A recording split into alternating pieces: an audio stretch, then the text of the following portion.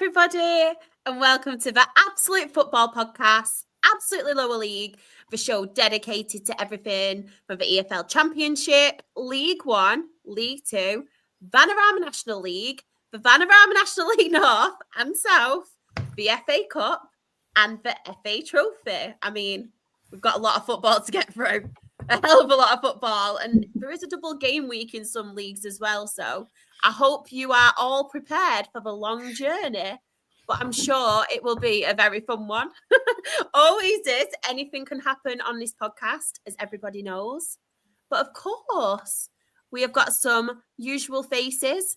We have got some late substitutions, and we've got some new faces as well. First, Sam, the EFL Championship man. I mean, a late substitution, but it's always a pleasure to have you on. How are you? And how has your week been? How was your birthday as well? It's a lot good. Of questions. A lot of questions. Good job we got a long show, isn't it? I'm doing good. I've been called up late substitution, unfortunately, for an injury. So yeah, I was sat in the reserves just waiting for my opportunity. So hopefully I won't let everyone down tonight. No, it's been a good week. Nice birthday. It was good and chilled. I was going to have a full day of no podcasting, but obviously it was Josh's last one, so I couldn't not pop on the Premier League one quick on Tuesday. But yeah, generally pretty good week. I've got my coffee, so I'm ready for the long haul. How are you? I'm really good, and of course, actually, do you know what? I'm not really good, Sam. Not really good. Oh, and do you know what? I'm a little bit better because we tried to get 5 tickets. Me, my sister, my cousin. Yeah. Pre-sale. Tried to get them. Didn't get them. My sister got accused of being a robot, so she's fuming. But do not worry. They have actually added another date in Manchester, so I wasn't all right. And I was actually going to have an epic rant on here and tag 5 in it and see if it went viral. But slam dunk the funk and you will be going. Yeah. You've got that feeling. The lights were well and truly out. The lights were out. But yeah, I'm all right, Sam. But one thing that I am known for on this podcast, I mean, everyone's surely had a sing song at some point, and it's only right that I know it's a couple of days later, but I've got to sing happy birthday to you, haven't I, Sam? It's tradition, isn't it? It's somebody else's birthday. I don't know if he's actually in the chat at the moment. I'm not too sure because there's a lot of chat. But it's Johnny, bless him, his birthday today, who does feature in the chat, the Sheffield United fan. So I am going to sing happy birthday. Has anybody got a preference in what you'd like me to sing it like? Would you like me to rap? Would you like me to do slow ballet? In the style of 5 would be good, yeah. Don't trigger it like that, Sam. Come on. I'm gonna we'll have a mega mix going on now. Someone want to count me, and I think I've got it. 3, 2, 1. Go. Happy birthday, happy birthday, happy birthday, Sam and Johnny. I hope you have a great day. Happy birthday. Hey, very good. That's very good on the spot with 5. Yeah. Natural. Had that in the back pocket. You never know when someone asks you to sing the start of 5. Thank you very much. Honestly, I genuinely think I have issues. I really don't. Somebody who I'm proud to say is making his debut on the pod. He might not be back because of that. Hopefully he will be. But Lee, how are you and how's your week been? And tell everybody who you support and follow as well. I'm very well, thank you. It's been a good week. Back at work after 2 weeks off, so slowly getting back into it as it's Friday tomorrow. But I follow Crawley Town. Love that. And please be back as well. I promise I'm not this hyper every week, just most weeks. Well, that's what we need. We need that energy. It's just what we need. Exactly. Yeah. Ben, you look really disappointed in me. No, I'm never disappointed in your show. I'm always happy to see it. How are you and how's your week been? Yeah, it's been all right. I've been where Lee's coming back, into work. I've got a nice little bit of time off from work, so a nice 4-day weekend to look forward to. So, yeah, no, it's all right. At least I don't have after a long show tonight. Then I haven't got to worry about getting up early tomorrow, which is nice. So, all good. I reckon one of my new shirts and that I've got. Old shirts from sort of years ago. I'm in a bit of my shirt collecting at the moment with Matchday, so I've just bought one that's from quite a while back. I'll probably showcase it next week if it arrives in time. So, but it's a nice little classic, maybe for some of the older souls in our chat. Jen as well. How are you and how's your week been? A bit up and down. I think I've been through every single emotion possible this week. I don't know what's going on anymore. I just know that we're getting there. We're getting there, but my week's been all right. Just working, getting through it, all that kind of stuff. Glad you're good. As well, Sam, I know you wanted to say a few words. With my happy birthday and my 5 songs. It's just all too much, isn't it? It's just all too much to contend and cope with. Yeah, just want to obviously say on Tuesday we had our wonderful Josh had his last show on for the Absolute Football podcast, and so I spoke a little bit at the end of that one. But just for anybody who's kind of news on the lower league side, etc., we didn't want to sort of step on Josh's toes to let him have his moment, and we're amazingly thankful for everything he's done for the podcast, the hard work he's put in, his wife's put in, and setting up such a fabulous community that we've been open to run for. But I just wanted to kind of address everybody sort of in terms of our viewers, our community, etc., like that this doesn't change what we're doing at all. What we've kind of been doing has been happening behind the scenes like this for a little while. Just has struggled with time, so we are planning to carry on as we have been, bringing you the stuff that we bring you and doing the same thing. So don't worry, nothing else is going to end. Sadly, we won't be seeing Josh for the foreseeable. Maybe one day we'll see him back, but the podcast and what we're doing will be as is. And there will be some stuff coming up, and hopefully there'll be some exciting stuff as well. So yeah, stick with us. But again, thank you, Josh, and thank you for what you've created. And hopefully we can carry on running with it and having fun, because that's what we like to do. Oh, I'm going to miss Josh. Yeah. I'm going to miss him.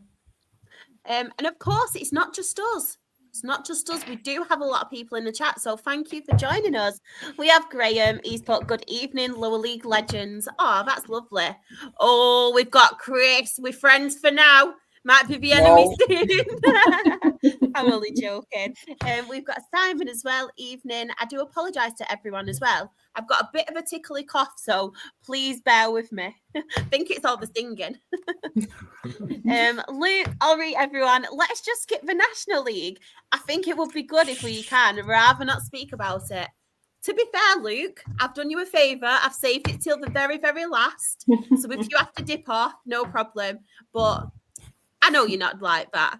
Win, draw, or lose. And don't worry, I will not glow, I promise. Maybe a little bit, but not much. We've got as well, Kyle, good evening, legends. And we've got Julie as well. Good evening to you all. I'm an avid Football League Adventures fan. Oh, love that. Thank you, Julie. Love that. If anybody hasn't checked out Lee's content, please do. It's very, very good. Very, very good. Can't skip the Tuesday night game, Luke. We can. We just can. Johnny, as I sang as well, happy birthday. Hope you're having a lovely day so far. Hi, Shah, Sam, Ben, Jen, and Leslie, Football League Adventures. Hope you are all well. We've got Fifey as well. Good evening, team. And slightly early, happy International Women's Day for tomorrow, Shah and Jen. Oh, thank you so much, Fifey. Thank you. All I can say is this is the best way I'm spending my birthday. Oh, thank you. Johnny did want me to sing it in country. I'm so sorry. I'm so sorry. Damn it, next year. If you remind me at the end of the show, I'll try and think of something.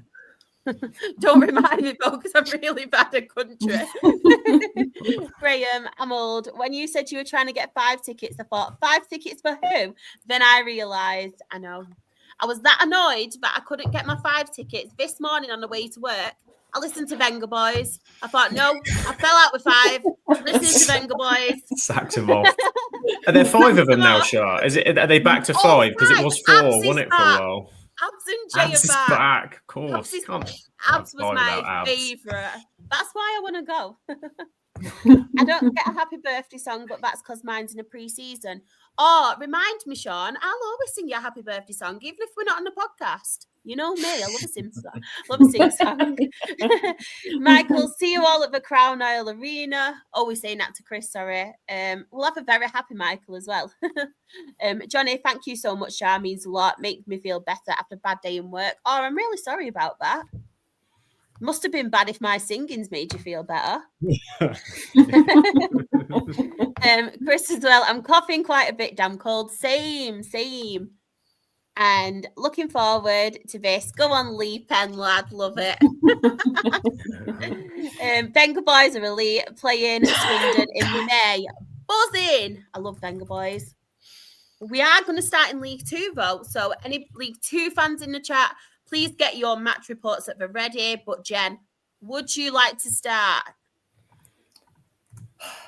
Saturday. Don't have to. No, we'll get Saturday out of the way, then we can get to happiness on Tuesday. Exactly. You know what I mean? Like Tuesday was better than Saturday. Yeah. But we'll start with Saturday. Saturday was I feel like I keep repeating myself every time I come in here. It was one of them games where it was just like, right, if we can get a draw out of this, massive, like huge. We're against a team that is getting pulled into the relegation scrap. Like, if we could have got a draw out of it, great. But then they managed to score on like the 79th minute, and I was just like, here we go again. And it felt, and I think a lot of fans felt after that game, it felt like, is this it now? Is this it? Because even Liam was driving back home from Gillingham and he didn't speak to anyone in the car. Like, he was just sat there like, is this it now? Is this like us going down to the National League? Like, it generally felt like one of them games where obviously we needed to win or we needed to get a draw. And there's so many 1-0 games this year that have gone against us. And I feel like if we could have won some of them, we wouldn't be where we are right now. It's as simple as that. Gillingham aren't that great as a side, in my opinion. I think they are in very, very big trouble if they don't sort it out soon. Because there is a lot of people getting pulled into this relegation scrap now. It's not just us and Carlisle anymore. There's a lot above us that can get it now. I think after Tuesday's game, we're 1 point from safety. Now it's literally down to the wire. It's going to be a crazy end to the season, I think, in League Two now. But Saturday's game was just another one that was just frustrating. Like, it's just like, they play well. They do. Everyone puts their heart on that pitch 100%. There's not one player on that pitch that doesn't put everything into it.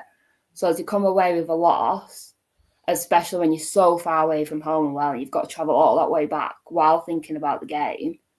I think it felt like the end, and there was so many emotions going through everyone. But as I've said throughout the whole season, whatever happens will happen. And if we go down, we go down. If we manage to stay up, incredible. But Saturday was just one of them games where it was just like, it was frustrating because I knew we could probably get something out of it. Like, Gillingham hadn't won in like 13 games, and of course they win against us. Like, that's just the mark of way. But I think after the game, I think the boys really thought about it and thought, right, we've really got to knuckle down now, and we've really got to put everything out there. I'll get on to Tuesday's game because it was wild. We've lost quite a few players. Wild. Like, there must be about 4 players injured and out now. So we are in the mud again with injuries. But like, it shows how much heart and passion they are putting on that pitch to get the points and get out of that relegation zone. But now it's looking, if Tranmere lose, they're dragged straight into it. Like, it's that tight in League Two now that I think it's a league that I think people need to be watching, because even at the top end is crazy at the minute. Anyone could win it. Anyone could get relegated. I just think League Two is an unbelievable league to be in. It's hard to get out of, but I think it's one that you can't not watch at the minute. Thing is as well, at the bottom, and I found this when obviously we were going through our relegation. I don't know if anybody else is the same. When their clubs are at the bottom, the luck seems to be going against you and injuries all the time. And it's so frustrating because you have that bit of belief. And honestly, I think, Jen, I know obviously there was that blip on Saturday, but you guys have done so well. Like the results you're pulling off and the run you're pulling off. And I know you're dragging other teams into it, but you were so far adrift at one point, weren't you? And now you're 1 point. And honestly, I'm like, I was proper rooting for you. I was at the game on Tuesday, the Dale game. And when I saw like the group chat, and I always have my notifications on for everyone else's team on Flash Score. And I was like, yeah. All the Dale fans are looking at me. I'm like, what's going on here? No, I just think it's. I say it every week, but Derek Adams is just doing an unbelievable job with what he's got. Like he literally comes out every week and says it how it is. Like he literally came out and he was getting really annoyed in an interview last week when they were asking him about the ownership, and he's just saying, "Look, it's not just a millionaire we need in this club. It's a multi-millionaire. Like we're £2 million in debt. It's that bad. Like we've lost £2 million in profit. Like it's not just a little bit of money. It's a lot of money." Yeah. And the fact that he's able to be 1 point from safety with the ownership issue, with everything that's going on behind the scenes, like he has done an unbelievable job. And I generally think he does not get the praise that he deserves from anyone throughout any of the leagues. Like, I don't think any other manager would stay at Morecambe the way it is right now. Really sorry, bear with me 1 minute. Got a call? Sorry, I had a proper tickle. From a Gillingham perspective as well, Jen, like as we mentioned, we're very inconsistent at the minute. They're struggling big time. Was it just the fact that it was just a frustrating game from Morecambe's point of view? How did Gillingham perform? I think Gillingham were good. Like they do have a good side. They've got one of our ex-players he's incredible. Like he is very good. I don't think Gillingham are in a bad state of mind, but I just feel like they're not.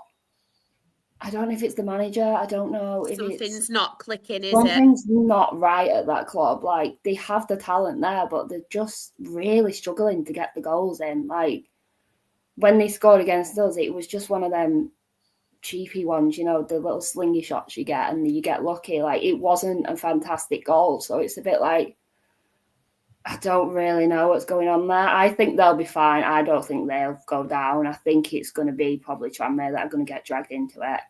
But I think after they won against us, I think that's the push that they needed to maybe score some more goals and sort whatever's going on, because a lot of Gillingham fans are saying now that if it doesn't get sorted out soon, the manager needs to be sacked. Like it's getting to that stage now. I feel like it's a case of a bit of like, be careful what you wish for, because Neil Harris had them playing defensively. They were very, very good, weren't they? Like they were really good and they were getting a 1-0 wins, but I know they weren't impressed the fans with the style of football, even though they were getting the wins and stuff. And sometimes it's like, just be a bit like, be careful what you wish for, because isn't this like the third or fourth manager in quite a short period of time as well? So, and they're not short of money as well, Gillingham, are they? They've got quite a good, like, got a good, obviously financial background behind them. And they've got a good squad, but as you said, I just don't know what it is with them at the minute, but I just feel like getting rid of Neil Harris was a very, very big mistake from their point of view, because even though it wasn't very good, like footballing wise to watch, they were still grinding out for results and they were up there in the table, weren't they? Yeah. They were pretty much like mid-table near the playoffs, and then suddenly they just fell right down, and it's just like, how can you fall that much? Like it doesn't make sense. I think the manager is the issue at the minute. I think it is the kind of the style of play, the way he does things, but also like I get the fans' frustration because they're now looking at the table thinking, look, if we lose a couple more games, if Tranmere and Morecambe win some games, we're getting dragged into this. Like, it's getting bad. So I do feel for their fans. Like I've said before, there's a lot of teams around us like Carlisle and Tranmere that are getting angry at the manager, and we're not doing that because we understand that Derek has the hardest job right now. So when you listen to what some of the Gillingham fans are saying on social media and stuff, you're like, Jesus, we are lucky to have who we have as manager at the minute.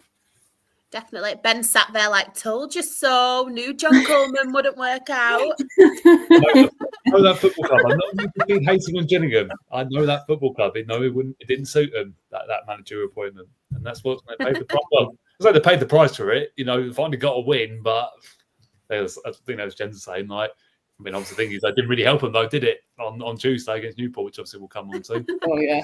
That's worth it. Should be Ben says Coleman doesn't cut mustard. That was the headline we should have gone with. Man of all saying, Sammy. Five he's put as well, obviously, Derek Adams as the hardest job in football. But he's doing very, very well, as you said, Jen. Like, what a guy. He's doing incredible with everything that he's got and everything he gets thrown at him.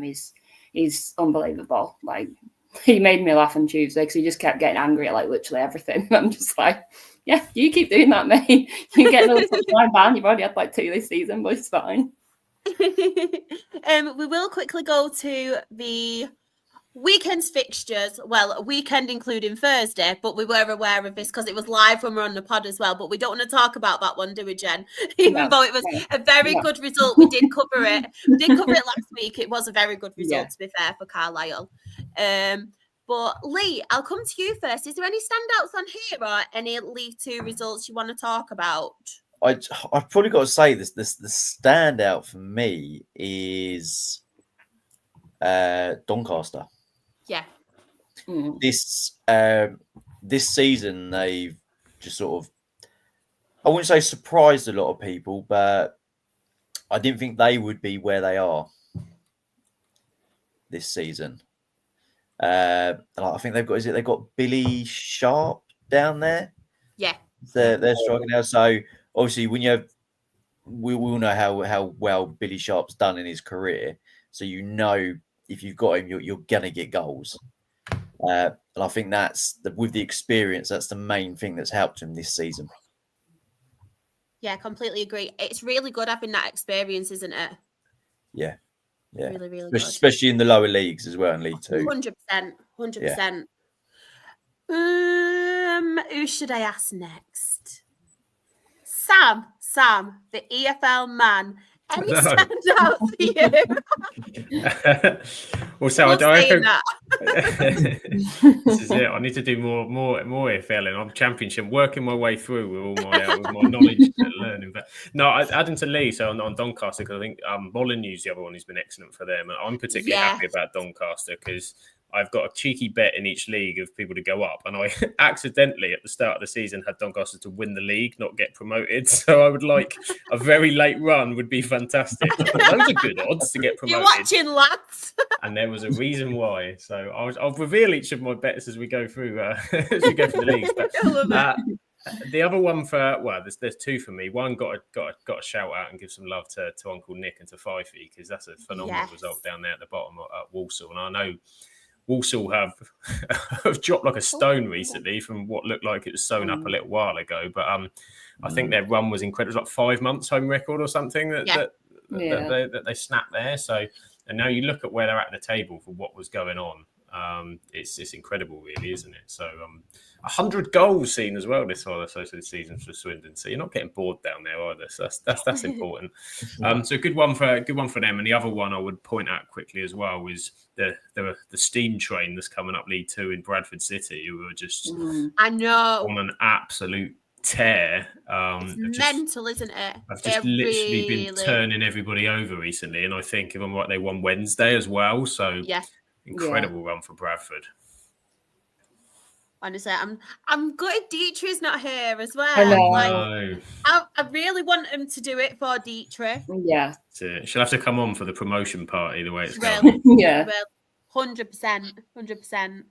Ben, any standouts for you on here? Wenger Bust is on a roll at Bradford. It really is. really is. Do you know what? It's been a really surprising week in League Two. Like I said, there's been a lot of like big results just come out of Absolutely. Obviously, like I said, we've already mentioned Swindon and obviously Bradford picking up brilliant results. I'll probably look at Bromley, massive win. I was going to say that.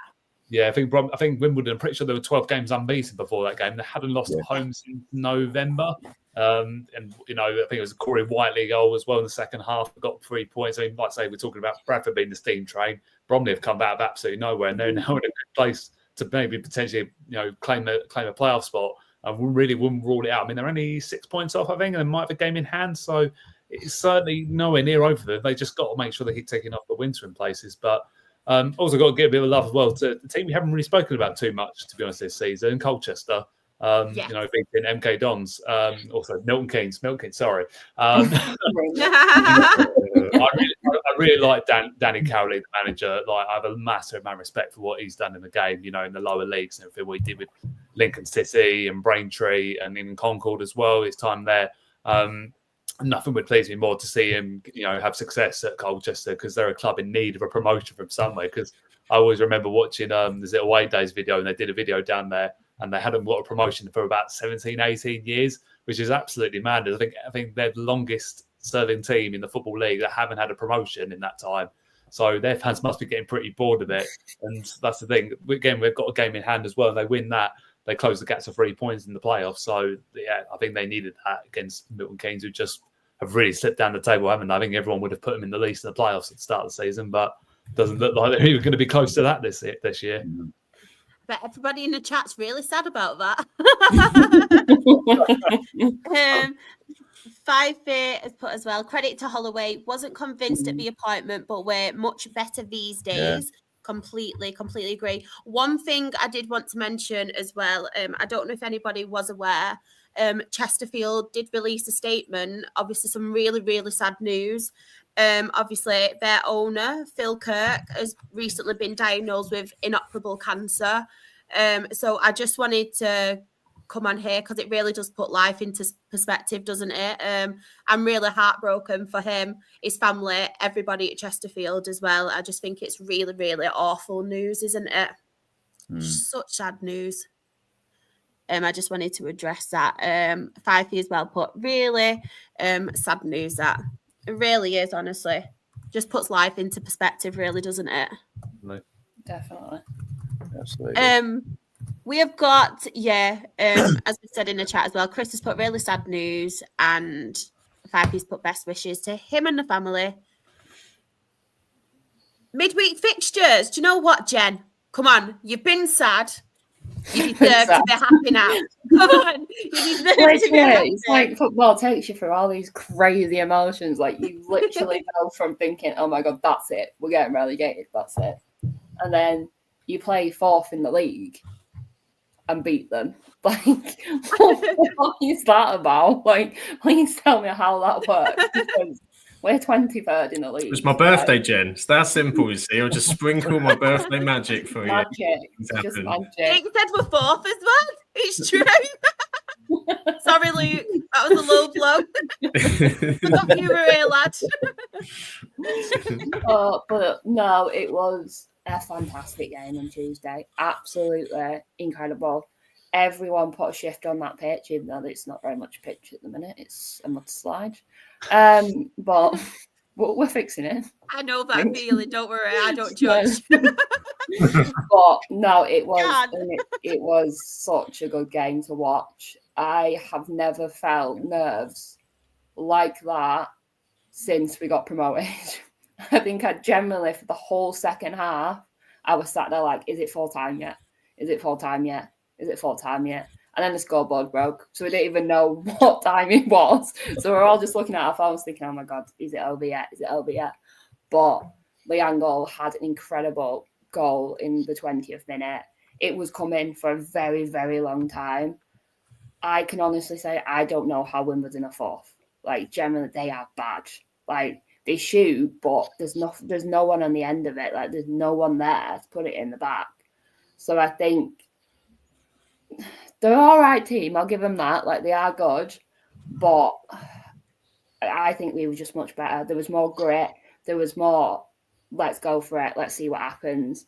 We lost 3 players to injuries. We're not too sure exactly how long they're out for.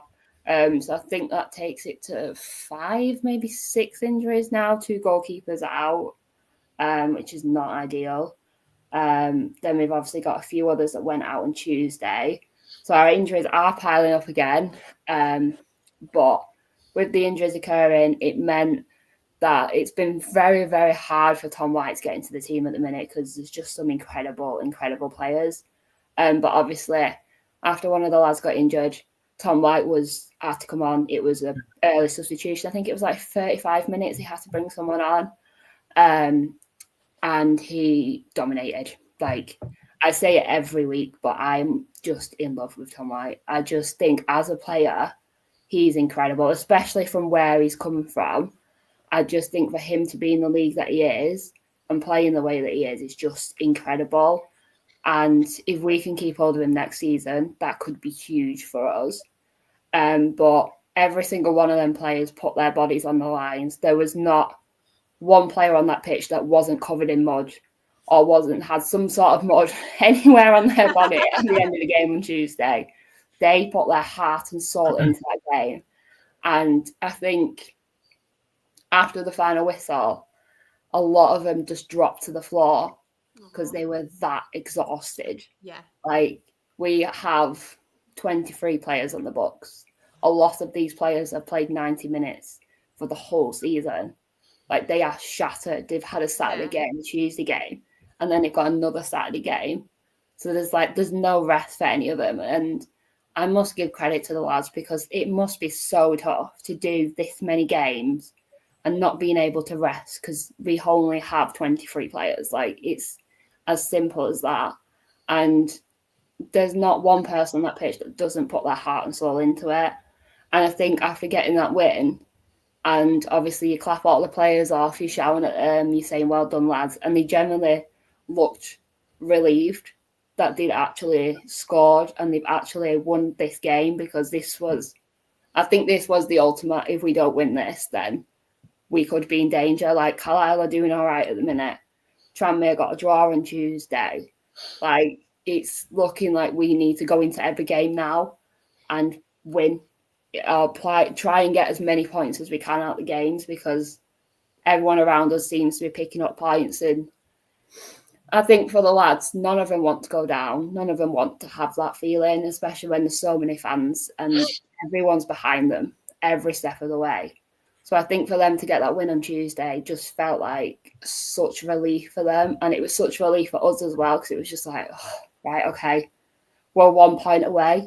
Win against MK on Saturday, we're out. Like, it's that crazy that if we somehow can get out of this relegation battle and get above, I think we'll be more than fine. I think we just need to get out of it and stay out of it and we'll be fine. But I think the win on Tuesday was just, we needed that. Like, it felt like such a huge relief off everyone's shoulders that we'd finally, like, okay, we're only 1 point behind. Like, we draw, we win, we're out. Like, we have better goals than Tranmere. Like, it's crazy to think that on Saturday we're just like, oh, that's it, we're going down. And now Tuesday we're like, okay, maybe we can actually stay up. But I think it's a crazy ride being a Morecambe fan. It's not easy at all in the slightest, but I say it every week, I wouldn't change it for the world because some of these moments, you remember it. Like, you remember going back to this game and thinking, wow, that was the game that made us survive in the league. It could be that important. So I think going into Saturday, the boys are going to be ready and raring to go. And if we can get something against MK, I think we'll be more than fine. Yeah. Come on. It's gonna happen. Chris has put as well, Tranmere have got Bromley at home next. That's going to be a struggle for him. Tough game. Yeah, there's a lot of tough games coming now, I think. Quickly have a look to the chat as well. We have got so Fife mentioned about, we will get to it in a minute. 2 points dropped on Tuesday though. He's actually asked me as well to ignore the bottom game this time. Simon has put a little bit of gossip as well. He's put someone in a chat, correct me if I'm wrong, but I think I saw something about our former owners looking at Cheltenham Town. And this made me laugh. I thought Fifey was singing a rendition of Circle of Life. Semenya! But it meant to put Simon, yes, a lady previously involved with Cov. This is how my brain works. I'm so sorry, everyone. I promise I will be sensible one day. And then he put, if you've got any sense, they'll stay as far away from her as possible. So any Cheltenham fans in the chat, don't do it. Don't do it. And as well, Fifey's put away from football. Did the panel enjoy Pancake Day and World Book Day this week? Enjoyed Pancake Day. So that was a good way to start the week. Oh, I'm intrigued to know, what does everyone have on the pancakes? Sam, I'll start with you. Do you know what I did? Because it fell, obviously, it was birthday day, so it was pancakes and birthday. So I couldn't do I went with a birthday cake instead. So I didn't Can't do both. Used a bit of chocolate. I was a good choice. I did actually. I'll tell you my birthday cake story, because I thought tonight, I was thinking after the show I'll have that last cheeky piece that sat there. I'm thinking, a last piece that sat there. Kids got hold of it, didn't they? They had a little look. It was on some cake, and I said, go on then, you can have my birthday cake. And the older one kept coming up to me, thank you, Daddy, thank you. Little one scoffed a lot, went up to see her before bed and was like, Daddy, you happy Daddy gave you that birthday cake? And she looked at me and was like, what about it, mate? Yeah, what about it? I had it. Deal with it. So I'm glad I went for cake over pancakes, but usually a bit of I don't know, a bit of golden syrup perhaps. I'm quite a sweet tooth, so nice. Yeah. Nice. What do you have, Lee? What did you have? And what's your go-to? So my go-to is Nutella and strawberries. Oh, so and then you fold it over so it all melts onto the strawberries, and it's amazing. Oh, what a shout! And then finish it off with a lemon and sugar one, and then that's all done. That's a good pancake day. Love that. My mouth's literally watering now.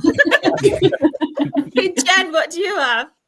I'm probably a Nutella strawberry person as well. It's just you can't go wrong with Nutella and strawberries at all. It's just like the perfect pancake one, I think. Ben, what do you have? See, I used to be like Sam. I used to, when I first started pancakes, I used to have a golden syrup, but now I go for maple syrup and whipped cream now these days. Ooh. You can't go wrong with it. I'm just glad I managed to do it successfully the other night, because my record was not great. So I just put me and my dad in the end. Oh, this sounds nice. Fivey says Nutella and sliced banana. I love banana. Yeah. I love Johnny's. Don't eat pancakes. Fair enough. Thanks, mate. No pancakes for me. Green Acres. Old school has to be lemon and sugar. I'll be honest, I didn't have pancakes. My kids had pancakes, but I had a pie from a football. Standard. Standard. Priorities. You got the priorities. Exactly. I'd say they do gravy and pancakes. I was going to say that. I was going to say as a northerner, do you know what gravy? But I'm joking. I have a bit Nutella strawberries, but I might try the Nutella and banana one sometime. That sounds a shout. I love banana. It's but after like banana with a name like Fives, syrup and sugar, and Johnny. I can have a birthday cake. Oh. Birthday cake. Hello. That's hurt my heart. Why no birthday cake? Oh. Should have saved the last piece of your one, Sam. I was just I'd offer you some of mine, but it's nothing but crumbs, to be fair. I didn't get a piece. Let's talk football, hadn't we? I mean, it's probably one of the longest shows the season so far. Just don't want to. Sam, I'll come to you first. Any standouts or any you want to talk about on here? A good little win for Aki there at the top. Yes. I know everyone's a fan of who they've beaten, but I think, generally, obviously, like so not so much. Jen's trying to reel some people in, but Accrington will be quite happy to try and sort of step away. And it does. God, when you look at Milton Keynes, they're not a million miles away, and they're in some horrific form. Let's have a look for Bants. For Bants. Oh, sorry. cheeky Bants. So yeah, gotta say, Aki really. I think that's a really good result for them, and they needed. I think that's now 2 wins out of 3, so starting to climb slightly higher. As Rebecca's not here, I'll give them a shout out. Lee, is there any standouts on here for you? I've got to say Bromley. Yeah, beating the really Donnies from getting a win against Wimbledon and then going to beat Doncaster. That's not a bad 2-game win streak at the moment. So yeah, for me, it's definitely got to be Bromley. Oh, bless Michael. Love the podcast. Always makes me smile. Oh, bless you. Hope you're okay as well, Michael. We are doing a championship very soon as well. So stay tuned. That's what I meant to say. My soon and my tuned kind of intertwined. Ben, any standouts for you on here or any you want to talk about? I think that probably me, Barrow clinging on for a key win at Notts County. Yes. Not many teams go to Meadow Lane and win there. I know. Particularly as Barrow were just starting to get dragged into the relegation battle themselves. They've been very relieved in that to get 3 points there because it just gives them a bit of a gap again. I still think the Barrow probably 2 more wins, I reckon, and that will probably do it for them to stay in the division. But then, to go to Notts County. That's the thing. It's obviously turning Bradford's favour because some of the top teams now are starting to slip further down. And, you've got the likes of Wimbledon who've had back-to-back defeats.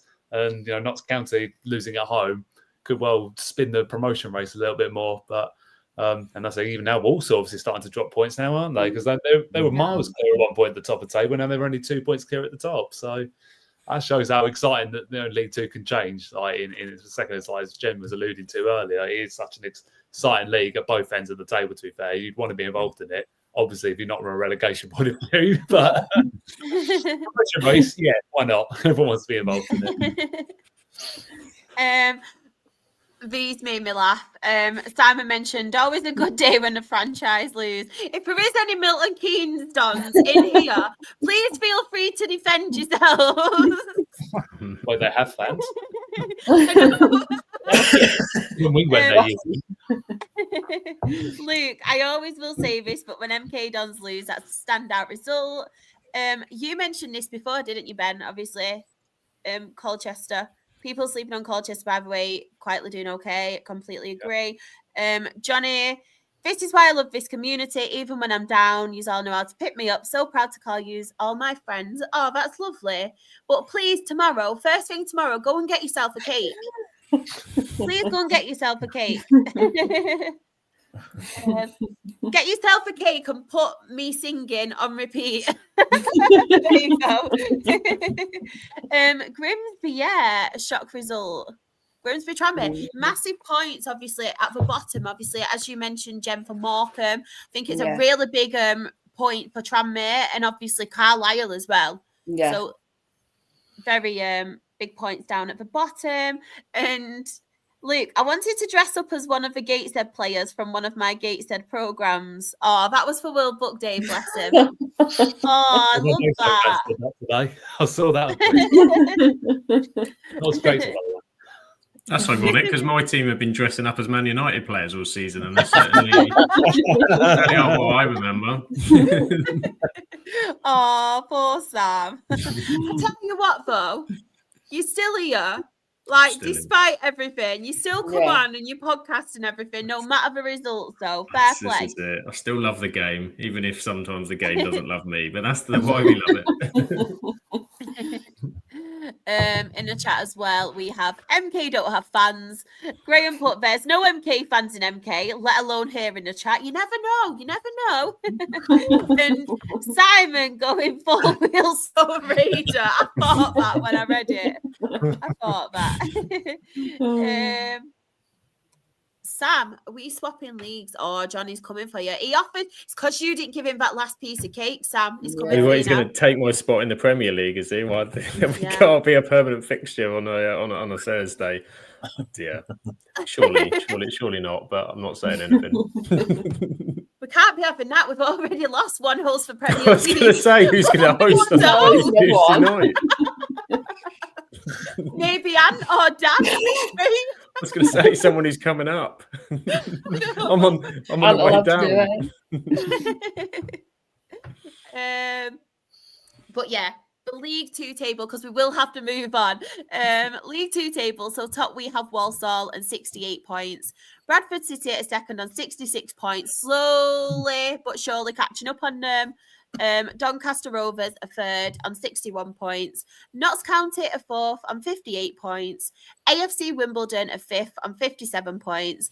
Port Vale are sixth on 57 points. Crewe Alexandra are seventh on 55 points. And then in the relegation zone in 23rd, we have Morecambe on 29 points, but only 1 point of safety. 1 point. 1 point with a better goal difference too. That's massive. I don't know how that happened. Like, well, it's just on them 1-0 defeats. No, it has, Jen. And bottom of the League 2 table, we have Carlisle United on 27 points. Green Acres has put, looks like the Football League will get Yo-Yo Barnett back next season. 5-8, I want to get over to the left-hand side. Johnny has put, me and Lucas will take over on the Tuesday show. Oh, looks like Johnny and Lucas. He sorted it out for you, Sam. You're coming on us and him and Lucas. Has Josh done a cheeky side selling deal or something? Is he that we're not aware of? We've been get my marching orders. Lee, Crawley, do you want to speak to us about Crawley, how your season's going so far, and obviously fixtures recently? You don't have to if you don't want. No, that's fine. Yeah, I mean, from the playoff semis and win last season to basically we lost the whole squad apart from 2 players this season, and it was a complete rebuild. And we thought Scott Lindsay was going to be there for the season, but that franchise team that are struggling at the moment stole him. It's not the best. It's disappointing to see how far we've gone as a team from last season to now, and struggling to put wins together or even hold on to a lead. It's a shame, and I don't think we're going to get out of it. 7 points adrift. It's not looking good for us this season. Sorry, I couldn't unmute myself then. Just obviously the game on Saturday, so Cambridge as well. 2-0 victory over you guys. Like, how was it? I wasn't there Saturday, but my brother was. So he was telling me that just from the outset, there was just nothing about Crawley that looked like they were going to even cause Cambridge any much of a struggle during the game. So obviously, we lost 2-0, and I think Cambridge went down to 10 men as well. So even then, we still couldn't put anything together. But there is a lot of unrest between the fans and the ownership. Yeah. I think on Saturday, when the game finished, all the players and manager came over and the fans were just booing them and stuff I can't say on here. But yeah, they were not accepting when they were coming over. We went 2-0 down, and Preston Johnson was laughing. The all of a sudden director of football Tobias Phoenix, who's come out of nowhere, was offering fans out in the car park. Wow! After the game, and now fans are protesting with banners to get the board out, get the ownership out. That's crazy. Yeah. been happening for a while, though, hasn't it? Yeah. The ownership, even in League Two and stuff, weren't they kind of? It's been going on for quite. Is it a good couple of years now? 2-3 years. It's been a good couple of years because there was a one moment last season where there was a pitch invasion for some reason, and the directors ran on to the pitch and joined it, and it's like, what are you doing? It's something you don't do as an ownership. Wow. Don't go and join the fans on a pitch invasion. It's just it's crazy. But for me, it's American owners that don't understand game. Yeah. So it's hard for them to understand that, you know, League Two and League One are completely different to Championship, Premier League, anything like that. You can string 10 games together for all wins and then go and lose 7 on the bounce. It's just the way it is. But Crawley, I think we're down. I think the fans have accepted that already. Yeah. And we're not. I don't think we're going to get out of it. Is it just a case now of trying to get, obviously, the ownership out? Do you think they will leave? I don't think they will. It all depends how much pressure is put on them by the fans. And I hate to see it, but I think the fans are going to start talking with their feet. Yeah. And I think the crowds are going to drop as well. Yeah. Which is a shame. Aw, I hate this at the minute. There's too many ownership problems going on, isn't it? Yeah. It's ridiculous. Something needs to change. Like, there can't be this many clubs with this many bad owners. Like, it doesn't make sense. Like, the fit and proper test is one of the worst things you've ever done. Yeah. Like, the amount of absolute awful owners we've had, and we're still stuck with one. Like, we've been up for sale for 2 years and nothing's happening. Like, and EFL just don't care. It's as simple as that. We don't care about these clubs. And it never will. Like, our board of director today had to put a statement out about how much money we are losing compared to Premier League clubs. And these Premier League clubs, obviously, they earn so much money. We got half of, like, Man United's wage bill. We'd be more than fine. Like, we would be perfectly fine. But we are struggling. We're in a lot of debt. And it's frustrating that the EFL don't help any of these clubs out. Completely agree. In the chat as well, we do have Lucas put, can you tell your gaffer to stop stealing our players? He's a Gateshead fan. And he's put as well, hope Ben Radcliffe is doing all right and Jack Rolls is doing great at Heard. Sam, I'm going to put a little bit of pressure on you for a second because I really need to grab a drink. I'm going to put this on. Could you just take over hosting duties for 2 seconds, please? Yeah, go on then. Right, League One. Who wants to talk about League One? There we go. So who should we go to? Ben, you're my man. I rarely get to host you, even for a couple of minutes. So let me just take that opportunity to ask you and say, Ben, what tickled your fancy from League One this weekend? I mean, I feel a bit awkward for saying it, but I would have said Cambridge's win at Crawley because, Cambridge have suddenly hit some good form now since the new management's gone in there. I mean, I know they lost on Tuesday against Stevenage, but they've given themselves a win, and that felt like for them a must-win game. I think for both sides, to be fair, in terms of cutting down the gap. And Cambridge, to be fair, 7 points behind. It's not impossible for them to do. And I think clearly they've got that bit of belief now about them that maybe they can pull it off. It would be a great escape if they do manage to do it because they were miles gone at one point. And it is funny how a couple wins at the bottom, completely changes the complexion of your season and just the confidence it'll give them. So just give them that bit of belief. But yeah, I mean, obviously it's a cracking game as well between Barnsley and Lincoln City as well. Barnsley probably underachieved a little bit this season and compared, to their standards they have done in recent years, where they've always been in around automatic promotions and the playoff area as well. Again, they needed that as well to keep their hopes alive. I think maybe they drop points. It starts to become a little bit difficult whether they can, really seriously challenge for a playoff place. But they're just about hanging on at the moment. I think that's probably the two of the outstanding results, I guess, of the weekend. But obviously, Birmingham City basically clinching promotion now. Let's be honest here. If it wasn't done before, it is now, that win over Wycombe Wanderers for them.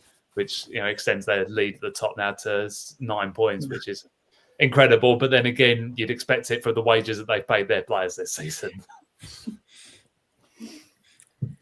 I did it, Shah. I just asked Ben to talk. I did a cracking job. I am gutted, right? I didn't have my camera on as I got up because I had pins and needles in my foot. I just went... That could have been like an epic moment of a podcast. Honestly, I stood up and I just went slap bang on the floor. Good. I will try and bring it back to thinking out. Graham, he has put obviously about Charlton and Leyton Orient. So we did win 2-1. Yeah. Orient away. Mad game. We should have been leading before we conceded to a worldwide strike. Worldwide. Worldwide. Prestige. Worldwide. And it looked like it was going to be one of those games until the 92nd minute when we scored from a corner. And then he put as well. So I thought, great, we got a draw. Then in the 97th minute, the exact same corner came in and we scored a winner. And the reaction from the players and coaching staff was mad. Chris has put, Jesus Christ, Char, be careful. I know. Pins and needles, I just flopped, honestly. It would have been great. Honestly, I'm gutted my camera weren't on. That would have been epic. Sean has put another week where we can't hold back onto a lead. But if Claire pops in, I'll let her talk about the Stockport game from Tuesday night. Aww. He meant to put Wilder. Sounds better. Put worldwide. Worldwide sounds much better. Strike was worldwide. Quite the season worldwide. Oh, funny. Simon has put Barnsley versus Lincoln. Looks like it was a good game. Barnsley versus Lincoln, where I went 4-3. Yes. 4-3. 7 goals. Going back to Graham as well, we've now scored 10 goals in the 90th minute and beyond this season, most of any team. He always does this on purpose, spelling. I tell you what, Luke, who did the double over you? Who gets the revenge later on? Don't get too brave, lad. I'm joking. He knows I love him, really. Wrexham versus Bolton was my standout game. 0-0. What a game. Kyle as well has put, come on, Rotherham. So Bristol Rovers 2. Rotherham United 3. He is a Bristol City fan. If any of you didn't know, very happy with that. Has anybody got any standouts in this one? I mean, Johnny's put good result for Peterborough after the run they were on. Con Clark as well got, I think it was a very, very late winner. Love Con Clark. Abraham Ado assisted as well, who used to play for us.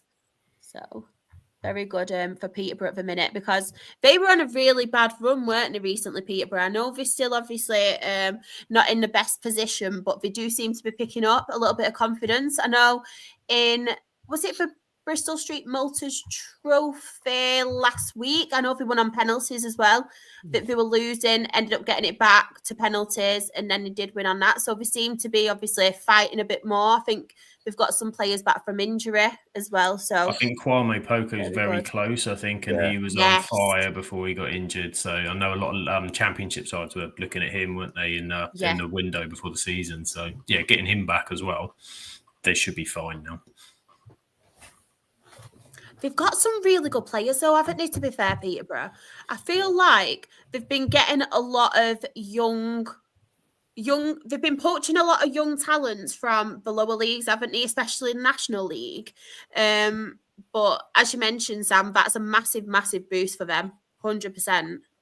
It's almost like they're resetting again, aren't they? Because they've been quite good at doing this. They're always been very good at moving players on as well. Those kind of talented and picking them up. So they seem to be having quite a good crop. So while they've had it difficult, which can happen when you've got a lot of young players at once and you've got some injuries, so perhaps that's part of the reason. And then, if they can come out this sticky side, then maybe next season they'll be one to watch again.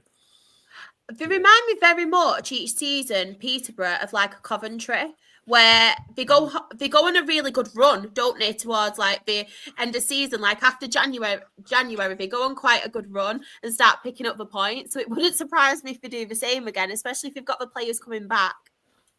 Love this. Jamie, hey up. I love how he says hey up as well. That's something I love to say. Hey up.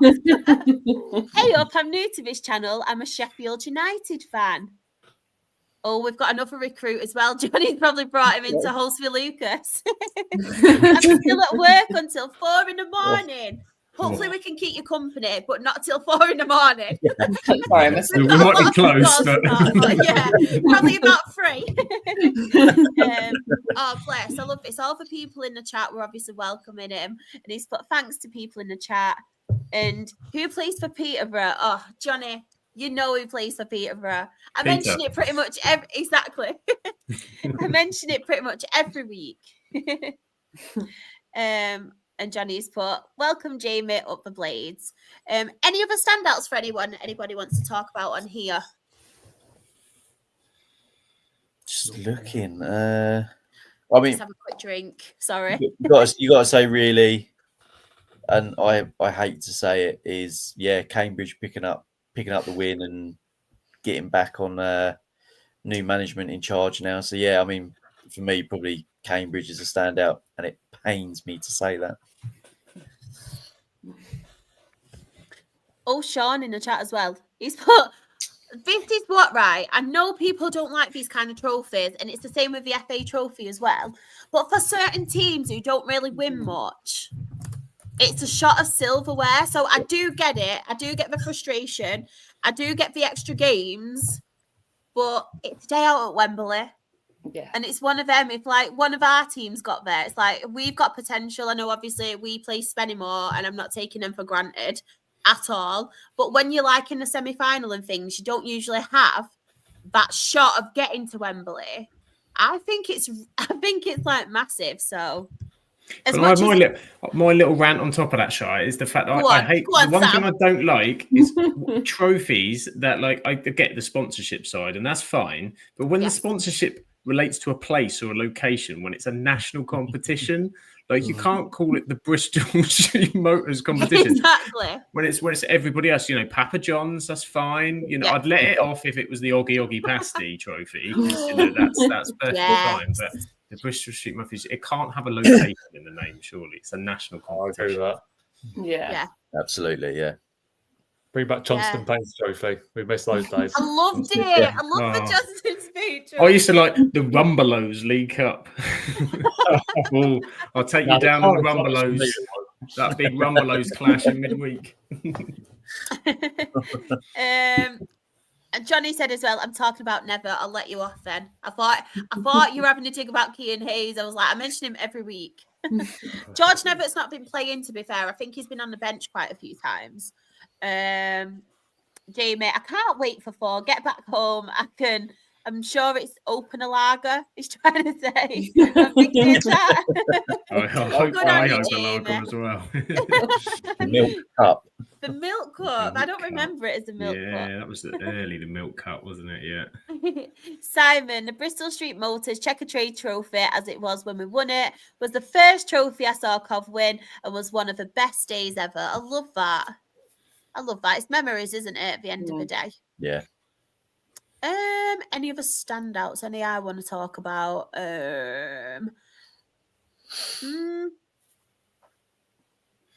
Nah. I'll move on to this one.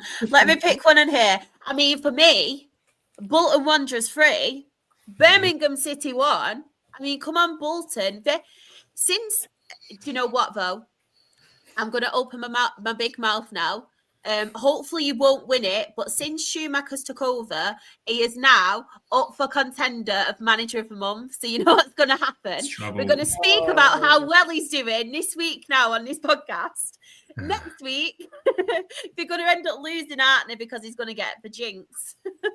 What an appointment that was, though, by the way, Stephen Chu. Really Because, good. I mean, Really when good. you consider that, you know, the whole Stoke City thing kind of didn't work out from Plymouth, but he absolutely romped it with Plymouth when he was in there and was such a name. So I think for League One, that's such a coup for what he was doing. It's almost like forgotten how good he was at this level and the speed of which he's turned that around with a good Bolton squad that were underachieving. But yeah, I wouldn't put, they're ones you wouldn't want to run into in the back end of the season.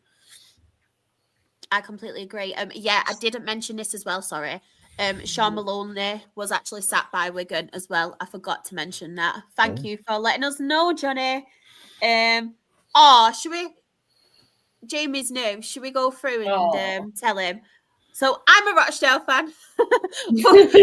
one of very few.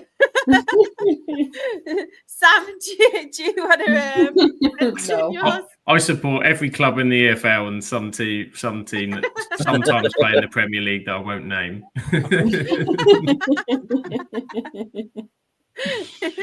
Lee? And I follow the club that got absolutely smashed by Lincoln City.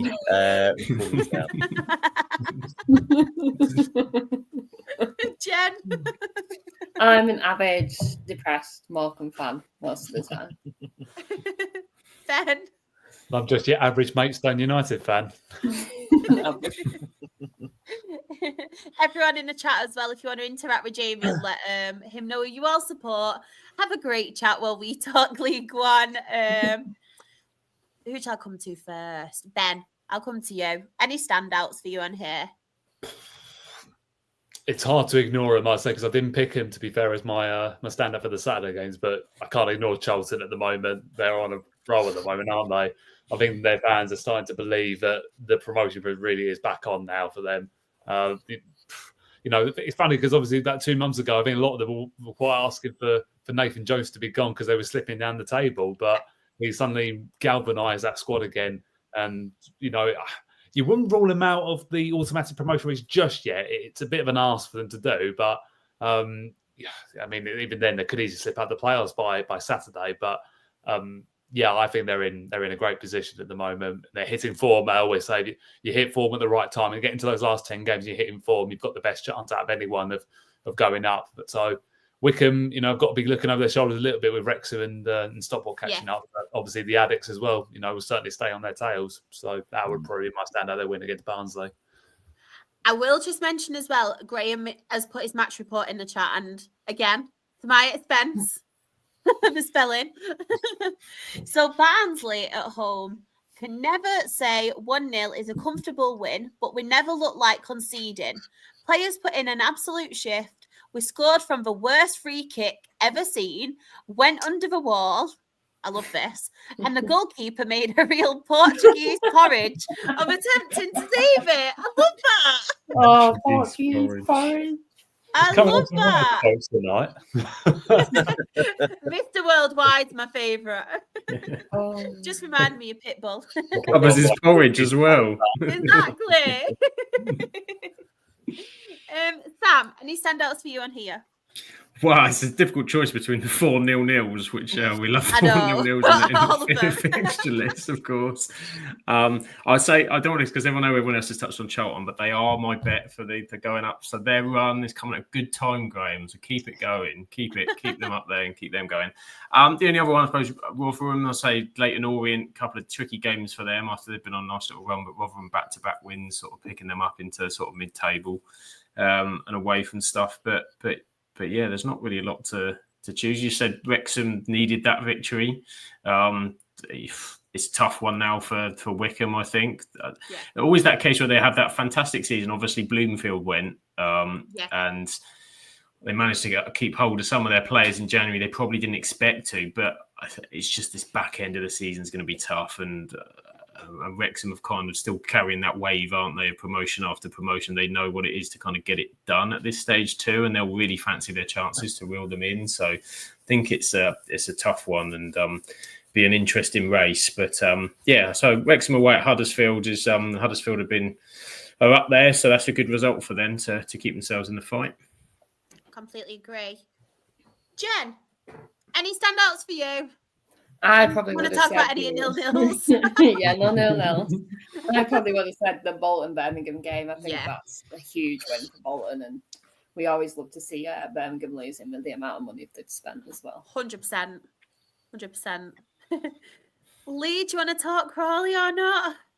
Yeah, we can talk Crawley. You don't have to. It's again though, we went 1-0 up and just could not hold on to that lead. And then Lincoln manager must have had a word with them, and they just turned on the fire and put 4 past us.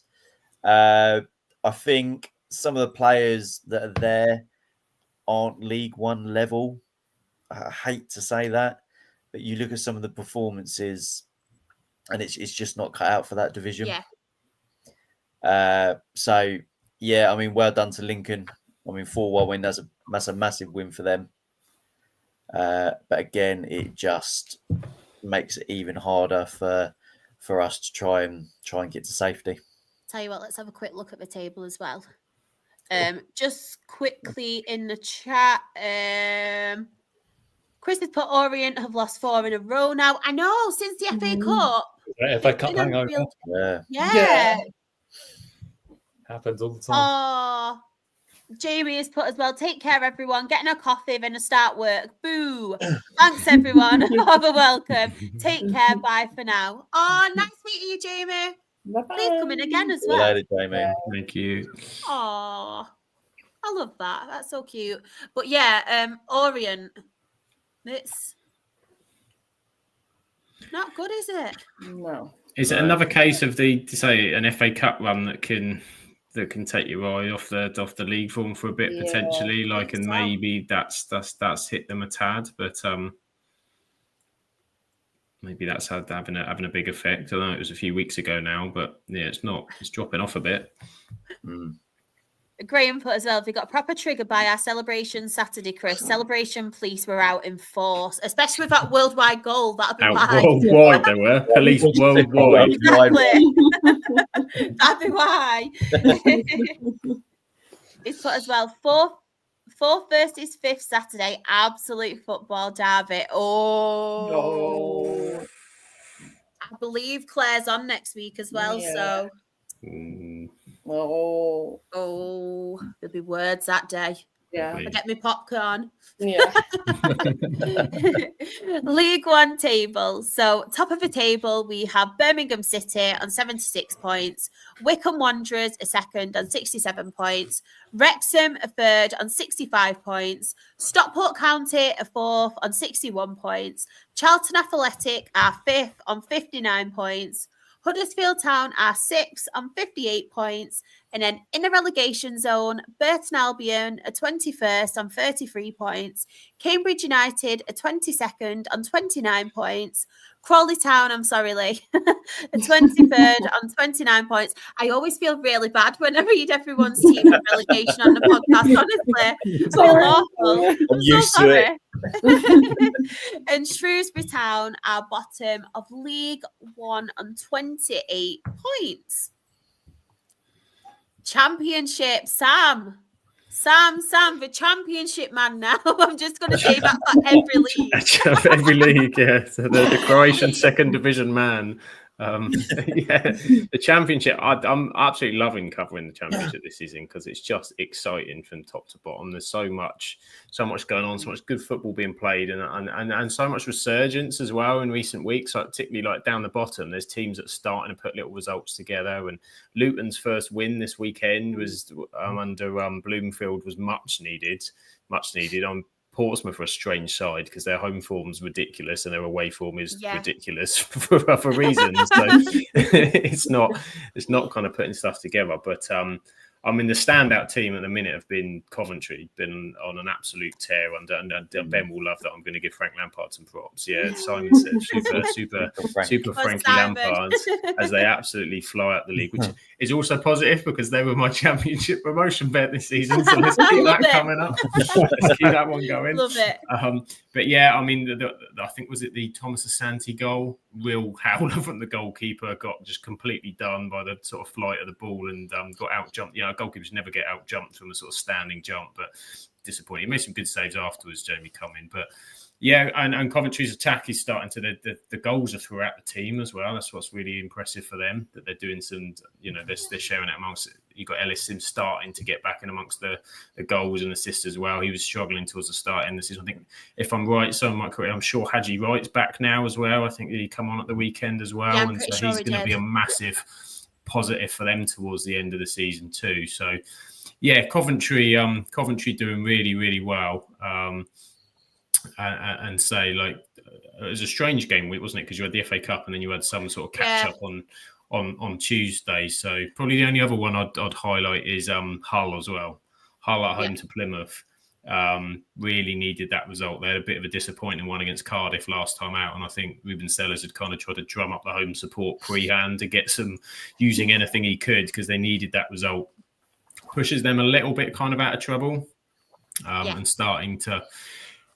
And Plymouth's a funny one as well. Another case of I worried with them when the FA Cup was getting a bit tasty. I'm thinking the league form was just picking up, and to play Liverpool and have that massive occasional win, and then Manchester City and put up a really good performance as well, as I'm sure we'll talk about. But yeah, to then sort of come back to the Championship and get kicks a bit disappointing for them. But still plenty to go, and as you say, that it's really good in that relegation race, because outside of Derby, who are just struggling. I mean, Derby have scored, I think, 2 in their last 10 or something.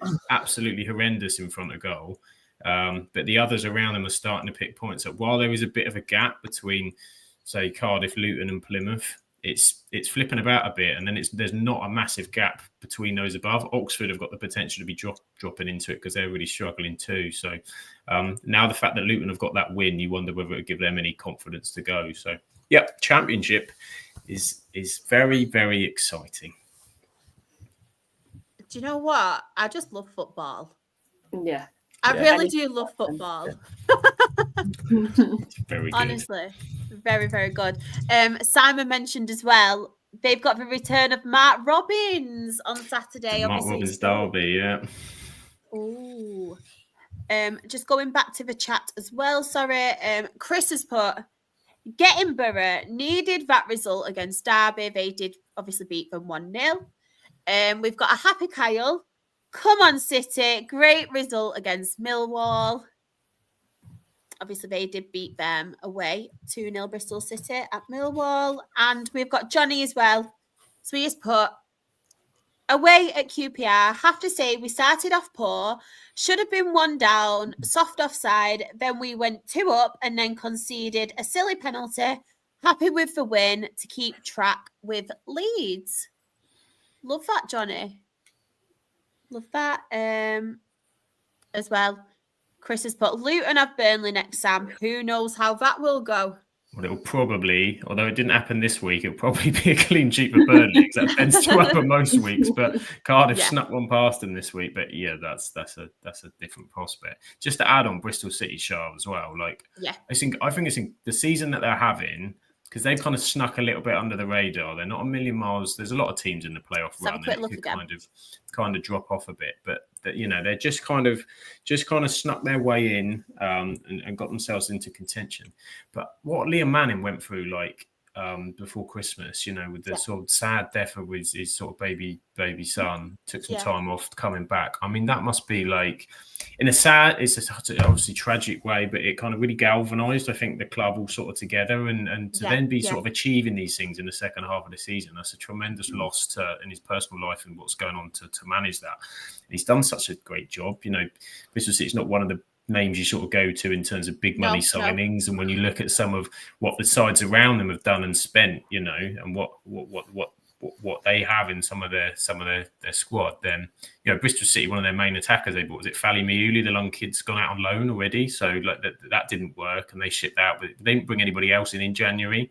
For them to even be in that kind of conversation, considering how fantastic Coventry, the squad that Coventry have, West Brom now with Tony Mowbray. It'll be a hell of a fight, but the fact that they're even in there and plugging away, I think, is a massive testament to what Liam Manning's done there this season. I completely agree. Honestly, it was one of them because obviously with my eye and stuff, you've been doing the graphics for me, haven't you, Sam? A couple of times, and having them few weeks off the graphics, I looked and I was like, have I done a typo? Like being lined up, like really, really that's what I do. I just put teams in green and red whoever I fancy. What's going on? Honestly, Simon has put as well, talking of penalties, hopefully we never see Ellis Sims take one again after his rubbish effort against Oxford. Graham as well has put, only 10 teams in the Championship have a positive goal difference. I know. Wow. But some of them got a very positive goal difference. I mean, look at Leeds. That's just a joke. Yeah. Just a bit. Just quickly going back to, obviously, I'll leave it open for anyone to mention any standouts. What we haven't mentioned. Covered quite a lot of them, to be fair, haven't we? Sunderland, obviously, a really good win for them, wasn't it? Yeah. Sheffield Wednesday. But yeah, I think we pretty much mentioned them, haven't we? It's got to be so. I think isn't it? Because they've conceded double figures goals now. They've joined everyone else. I think he should be out of the job, to be honest. Slack defending. No, not good.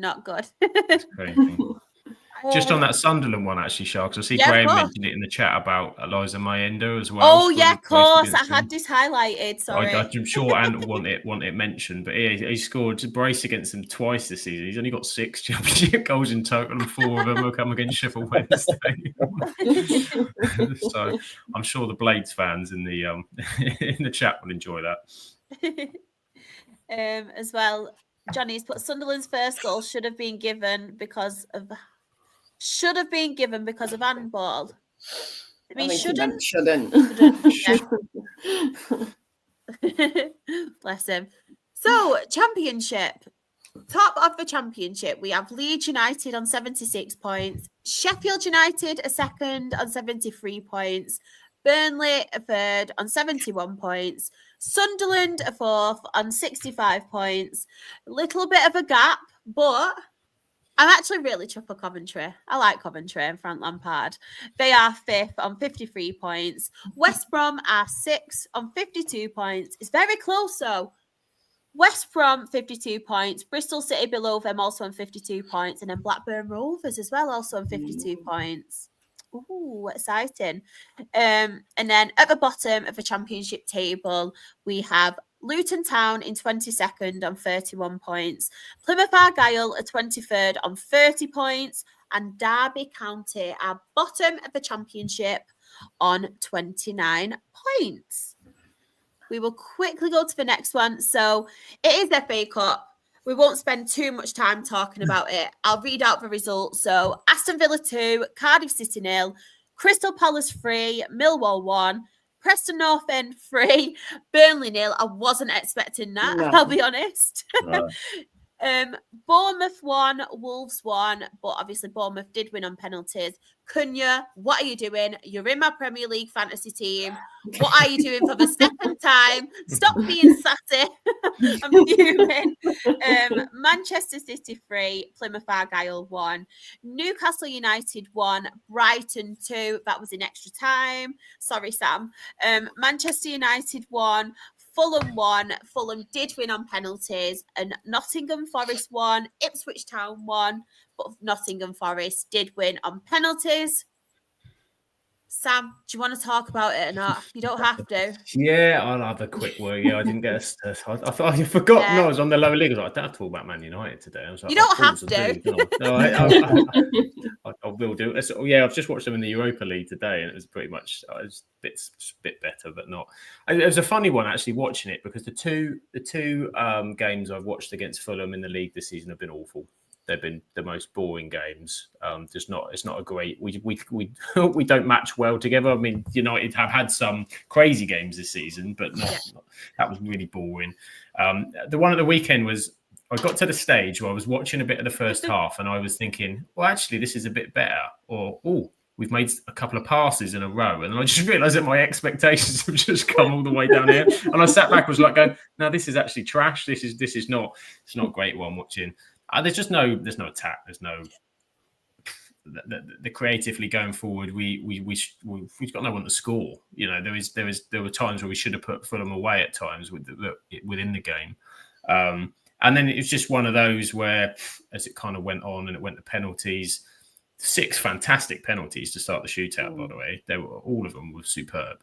And then Victor Lindelof walked up, someone who, to be honest, should have left the club 2 years ago as a reserve centre-back, 6th choice centre-back, as Graham says. I don't know why. And it was very Gareth Southgate-esque in terms of the dribbly penalty that was taken. And you're out. But to be honest, they don't deserve to have that long kind of FA Cup run this season. We've been fortunate enough. We've had 2 FA Cup finals in a row and won it, even though the past 2 seasons haven't been great. So, yeah, it's not a surprise. They're in a bad way. Yeah, I'm sure he did. I mean, he can tell me how to deal with it because Coventry quite often lose on penalties. So tell me how it is to be fair, I can't argue with United at the minute. We're at the stage where the season needs to end. It's not going great in many ways. Europa League, they played all right tonight. The same kind of thing that I just watched was not putting away the chances when they can. Silly goal conceded. We need to just get to the summer, give Amorim a proper chance to work with some things and reset. That's all we can do. But so for now, for the FA Cup, I am applying the ABC rule, which is anybody but City. That's what I want now. I love it. I love that. I thought you had something against Crystal Palace then. No, Graham does, but I'm all right. I know. He's also put Graham. That rivalry won't die for Simon. The red card for Crystal Palace Millwall. I mean, what was the keeper doing? It's one of the worst things I've seen and I've seen some bad stuff. Same. It was just like, I mean, I feel a bit bad because the goalkeeper's got and I'm sure it was just kind of he's come out and he's misread and whatever. But when you just see it and it's just wrong. I mean, he wasn't sent off though, was he? In the original, it wasn't in VAR. No, that was good either. Nothing was given. Wow. And Michael Oliver's paid the price for it now, hasn't he? Because he's not been involved in Premier League this weekend, is he? Yeah. No, he's not refereeing at all. So that's the thing, but that needs to happen though. When you miss things like that, you can't miss things like. I mean, look. I feel for Leah Roberts in a way because I was like, I think as Sean's put in the chat, the amount of hate he's received is probably uncalled for. But the one thing that's annoying me is the fact that Millwall fans going, "Oh, it's because it's Millwall. That's why everyone's picking on us." No, I don't care whose team it is. I would be picking on them, whoever's team it is, because that is one of the worst challenges I've ever seen in my life. It could have been a career ender that for Mateta. Because if he got him in the eye, he could have really ended his career. So I was thankful he's only just got away with the stitches, to be honest. Yeah, there's no need for the keeper to come out like he did. No. You don't need to have your foot up that high. No. It's an instant sending off. How that wasn't, I do not know. But like you said, it could have been his eye, it could have been career ending. It's ridiculous. I mean, I play in goal and I've never thought about going, out for the ball on the edge of my box with my foot that high. For one thing, I can't get my foot that high anyway. Without putting the hamstring. But the thing is, the first thought I would be is to go for a header. That's the thing. If the ball's on that edge of the box, you go for a header, and if the worst case scenario, you have to take one thing, you do put your hands up, and give away a free kick and probably take the red card that way. But to make a challenge like that is just, I didn't. It just was uncalled for, to be honest. Like I say, it's just dangerous play. And yes, it is a erratation, and it's not. And obviously, no player means to do it. But just think, what was he doing in that moment? You think any other place of your body to use, just not the studs like that. It's just it was just incredibly dangerous. Just on the other fixtures as well, Lucas put. Bad loss for Newcastle. Daddy's telling me to write this. Chris has put as well, what was Gordon thinking, Luke? Silly boy. There was a lot of silliness in this FA Cup round, I tell you. From the goalkeeper, obviously, for Millwall. Cunha, as I mentioned, what a hothead. Do you know what frustrates me the most with Cunha? And I love him as a player. I think he's absolutely brilliant. But not that long ago, he got a ban for what he did to Ipswich and that member of staff for Ipswich where he took his glasses off and kind of got really angry at him. And then he's just done the same again. And I just think, like, come on, Wolves need you, because it's not just that. Wolves are obviously out now. They had a very good chance of getting through as well. They were still in the game, weren't they? Cunha is someone who would have took a penalty. 100% would have took a penalty. Yeah. And it just gets to the point now where it's just costing them in silly situations. And I know, obviously, emotions do run high, but these are the kind of things now which makes me think, like, he's a very good player, but will some of these top teams, like, be put off by things like that and that about him? So yeah, I just think he seems to have that kind of flip off, doesn't he? Like 100%. That kind of moment.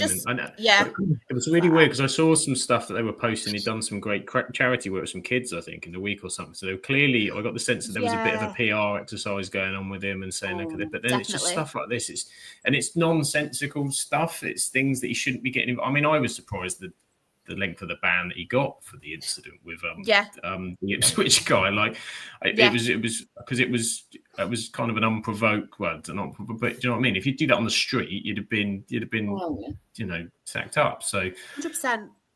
I think you're right, Shah. I think people will be looking at that going, it's a lot of money we're going to have to spend to get Cunha, and if he's going to get a couple of red cards a season, that could cost us. In a top four side where you're dealing with massive games, Champions League, Premier League, he picks one of those games to lose his head, you're 100%. out. That's your season done, you know? Definitely. This comment made me laugh from Graham. Cunha went mad and then Anthony Gordon said, hold my beer. What do we think on the Anthony Gordon incident? He's got a clash, hasn't he? He had something on EFL Cup final day and he's thinking, yeah. Double booking. I need to get out of this somehow.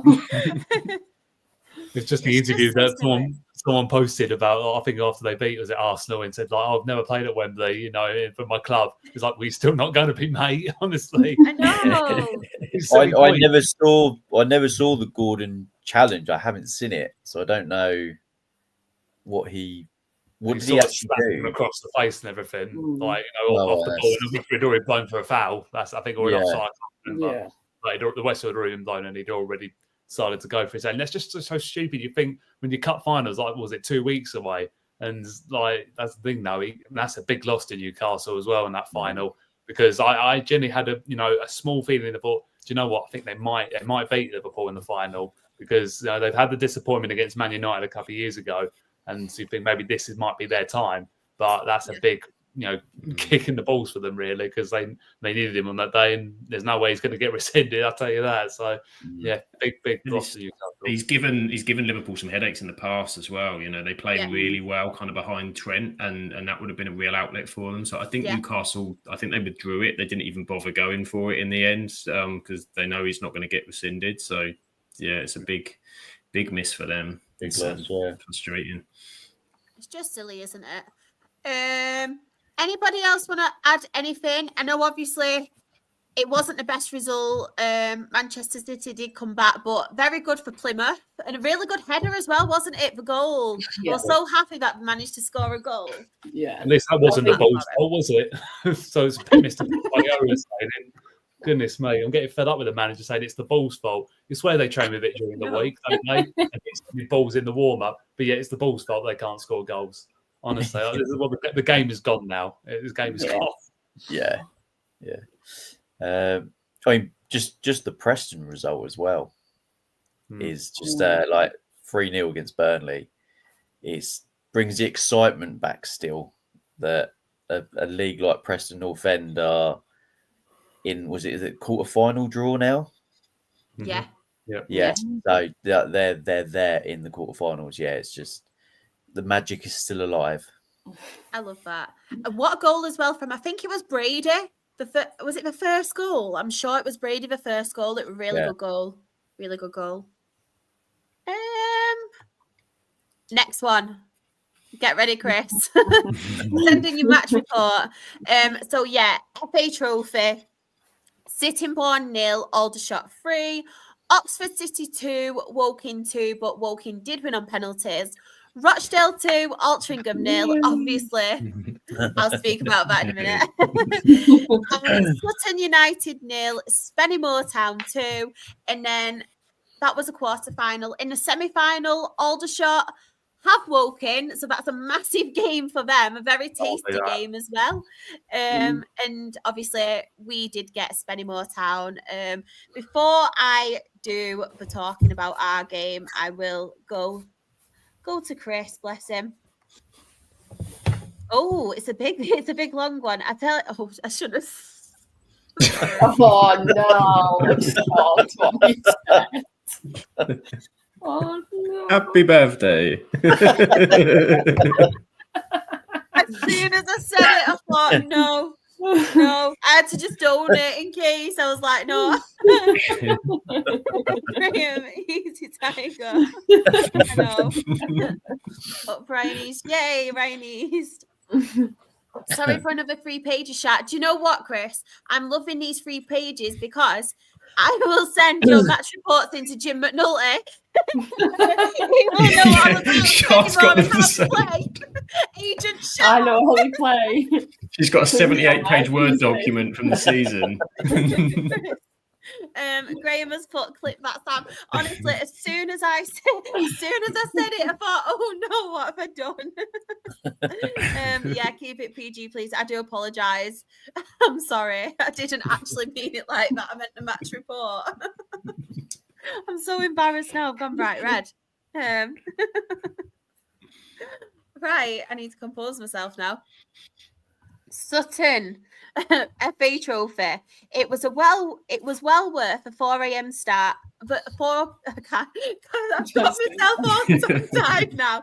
Right, let me start again.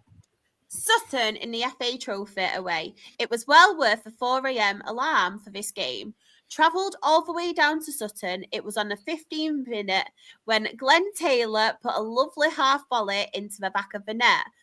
Oh, I'm really scared about Glenn Taylor because I adopted him last week as a podcast player, and you just know he's going to break our hearts.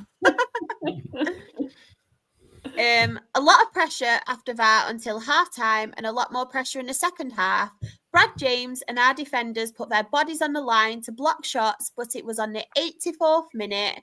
And, oh no, Glenn Taylor sealed the win after getting a touch of the ball before the Sutton goalkeeper could get it. The Moors fans went crazy after that.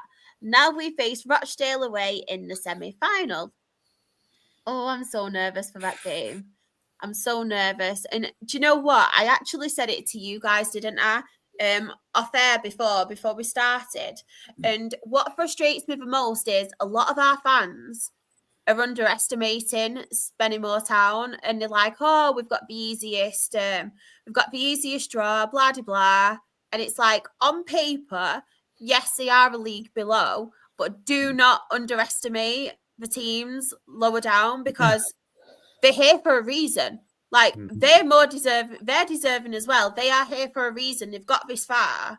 So I think our fans need to be humbled a little bit and stay a little bit humble, because as soon as the draw came up, I was like, oh no. This was one of them, but I did not want. Obviously, Aldershot, I know it's obviously different on the day. Aldershot, we have got points in the league. Woking, same as well. But Spennymoor Town, yeah.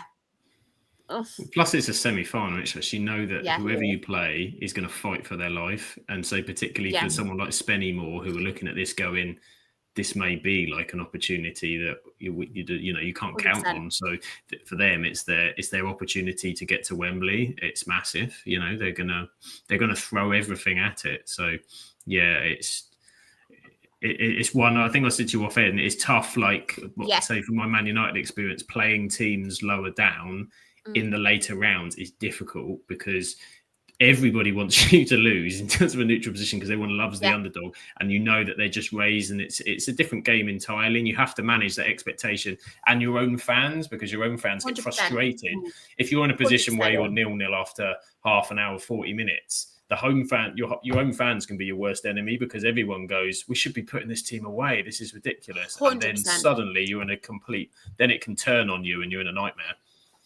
Definitely. This made me laugh as well. Chris, I'm hoping it's because obviously if they're far away and not for the fact that he thinks they're better than us. He's happy with our draw because we're crap. But no, I'm happy with the home draw. It sounds really mental, but I feel like at the minute we kind of adjusted the way we're playing, and I feel like our pitch at first, obviously it was really hard to play on the way we want to play football and the way we do play football. I think that's one of the things we really did struggle with, because our pitch is in a little bit of a mess at the minute. And obviously there's some patches where the grass isn't on, there's some sand in some parts as well. We were really struggling to play our kind of football on that pitch. As the games are getting on and they're getting more used to it, I feel like we are a lot more comfortable on the ball and we are playing better. So I'm quite happy, and we've got that in our favour. Obviously, we've got the home crowd as well, but I think Spennymoor will bring a lot. Honestly, it's obviously a ground for them to come to, and I think really a really good day. But yeah, I am not getting ahead of myself in any way, shape or form. Sean has put, no game is ever easy. I say it every time. It's about which team scores the most goals at the end of the day. Yeah, the game is decided by goals, as Kieran said. I was going to say that. Graham has put, sorry, Chris, but we want the podcast Wembley day out, so it has to be up the day all. Spennymoor were on the front of the non-league paper after the Sutton game. So they should as well. Well deserved. Honestly, well deserved. Shah, after going all the way down to Sutton, it was freaking tiring. I'm glad he said that, and it weren't the fact that he thinks we're awful. Lol, Graham. I will speak a little bit on the Dale game. So it was a game I wasn't really looking forward to. I was in one aspect, because obviously it's a quarter-final and you are up for it.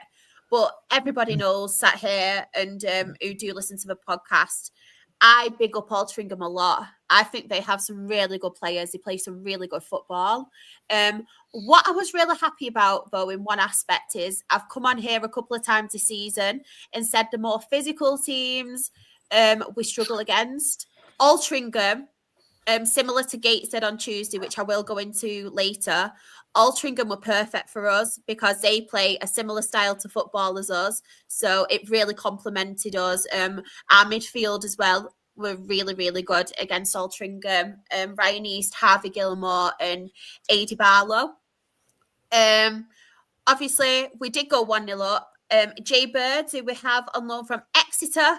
What I loved about this is when we signed Jay Bird, all the Exeter fans was like, oh, yeah, I'm so glad he's coming to you. Hasn't got a goal in him. Blah, blah, blah, blah. Then on his debut, obviously he scored a goal. And I don't know if any of you have seen it as well, but it was a really well-taken goal. Very strong up front, held his own, turned, and then obviously put the ball in the back of the net. Very good goal. Our second goal came from Taryn Alarakia, who I will speak a little bit more of when I do get to the National League one, because I have got a rant. Not about Taryn, but about our fans and what they have been saying about Taryn. But yeah, a really good goal from Taryn Alarakia.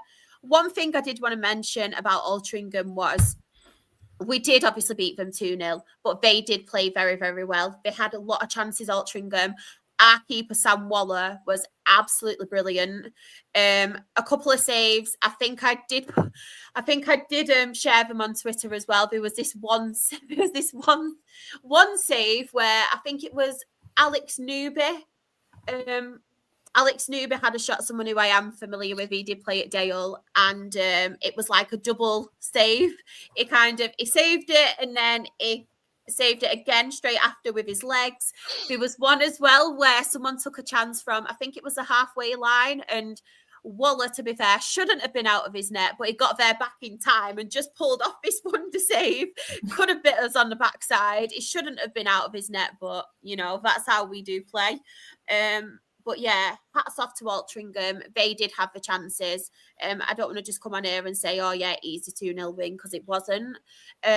Regan Linney was really frustrated, but I think it was one of them games where our defence were really, really strong. They did take care of Regan Linney, and at the end he was a little bit of a hothead, and he did get a little bit of annoyed with the officials and stuff. So it was one of them where, yeah, a really good win for us. I'm hoping we can do it again on Tuesday, because we do have Altrincham on my birthday at home again, but in the league. So I'm hoping they don't come back for revenge. But one thing I did want to mention as well, last week, I know a few of you were familiar with me. I was talking about Big Jim, and I was like, I just want a little bit of passive aggressiveness from him. Nothing bad, nothing like really like bad or anything. I just want to see a little bit of anger from him. He shouted at the linesman. Oh. I feel like a proud. It's a John Cena heel turn from Jim McNulty. I put it in our chat, in our group chat. I was like, oh my God, Big Jim's just shouted at the linesman, sorry. But honestly, I just felt like I needed that from Jim. And yeah, really, really, really good result. Let me have a quick look. Yeah, might see you worldwide in the semi-final. I'm hoping I do. Morgan put, you woke Alty up. They wanted to win on Tuesday night when they played York, and they beat us again. Very good team, like I said. Obviously, we did beat them 2-0, but they had the chances. They had plenty of chances. Chris put, Oxford were 2-1 up until Woking scored in the 91st minute, and there were so many penalties saved. I saw that in the shootout. Woking 1-2-1. Anybody want to add anything on the FA Trophy before we move on? Yeah, just a quick word on Sittingbourne. Like I say, for the run they've had is extraordinary, and probably life changing for that football club. And to be honest with you, for them, they needed it to come to an end a little bit, because they need to start focusing on the league, because they've still got a big title contention with Ramsgate at the moment. In their division, it's been like, if you look down in that league, it's been absolutely mental. I think between them, they've only lost 3 games between the two sides. So and they've got to play each other the last day of the season as well. But to get to the quarterfinal of FA, it's the equivalent of a League Two side getting into the FA Cup quarterfinal. So for Sittingbourne to get that far, and I think they conceded goals at the wrong time. I think they conceded right on the stroke of half time, and then a silly header, sort of midway through the second half. But it's just basically just in those areas where you'd expect a National League side to show that bit of quality. I think that's just what they showed in the end, to be fair. But massive, fantastic achievement Sittingbourne. But obviously that's at this point for one side of Ken, and that's the thing. I'm hoping they'll get to Wembley, because I'd love to see them get to Wembley, as well as Whitstable Town, who've just got to the semi-final of the FA Vars. And Jamie Cool, one of our ex-defenders, is now manager there. So if they get to Wembley and Rochdale do, I am definitely going 100%. Yay, go on then. I've got to be there. I've got to support the Kent sides. I've got to support my pod fam as well. So I'll come join you, Ben. We'll have a day out. I'll be going as well. Don't get ahead of yourself, everyone. No, I'm not saying anything. We are not getting ahead of ourselves. Like I said, we pray that they'll very get tough. to Very tough. I am not underestimating anyone. Everybody has got here for a reason. That's how I see it. Beth? It's you again. You've waited so patiently to talk about it. Do you want to speak about Maidstone first, or do you want to talk about the league? Let's talk about that game. I think, oh my God, we did not make that game easy for ourselves whatsoever. Because if you'd asked me after about half an hour to say, you'll win the game, you'll be 1-0. I would have been like, no, absolutely mad, because we completely battered Salisbury in the first half an hour. They just looked all over the place. To be fair, though, to our lads, they started really well, and it was a positive start. We needed a positive start after disappointment Tuesday at Eastbourne. Scored a nice goal. Sam Kuhn crossing for George Fowler to head across the goalkeeper. He normally gets 1 goal a season. That's his 3rd of the season now. So a tip-top merchant. That's it again. And then, I think Salisbury, for where they are in the league at the moment, they're a very risky side, because they tried to be the probably the relegation threatened side of Worthing in terms of playing it round the back, because they couldn't seem to do it, because every time they kept trying to do it, we kept giving us the ball back, and if it weren't such poor finishing, we would have been 3-4-0 up by half time, and we should have been. We hit the post, couple of saves from the keeper, and then out of absolutely no, I think their first shot on target, Salisbury got themselves on level terms, bit of a soft goal from our perspective, maybe a slight hint of offside, but I thought it was onside at the time. And then suddenly, crowd goes completely quiet, and you suddenly think, "Oh God, it's going in one way because we're dominating, and it's only going to end in one place, and that's Salisbury going to win this game 2-1." I turned to our newspaper reporter and said, "We're going to lose this game 2-1, aren't we?" And for a period in the second half, it looked like that, because they went 2-1 ahead. A very soft goal.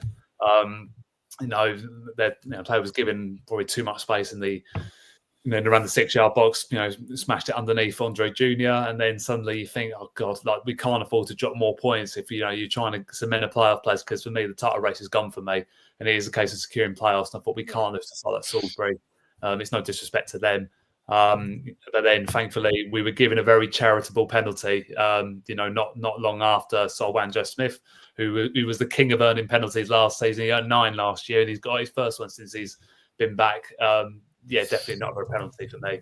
But thankfully, Ben Brooks calmly stepped out. Our man, Mr. Reliable from the spot, sort of, sent the keeper the wrong way, got us back in level terms. You think, okay, now we do need to really push on now. And they've made a couple of changes to try and sort it out. Obviously, Wanja Smith being one of them. And his impact, to be fair, he's been questioned a lot by supporters recently, but he turned up in that second half.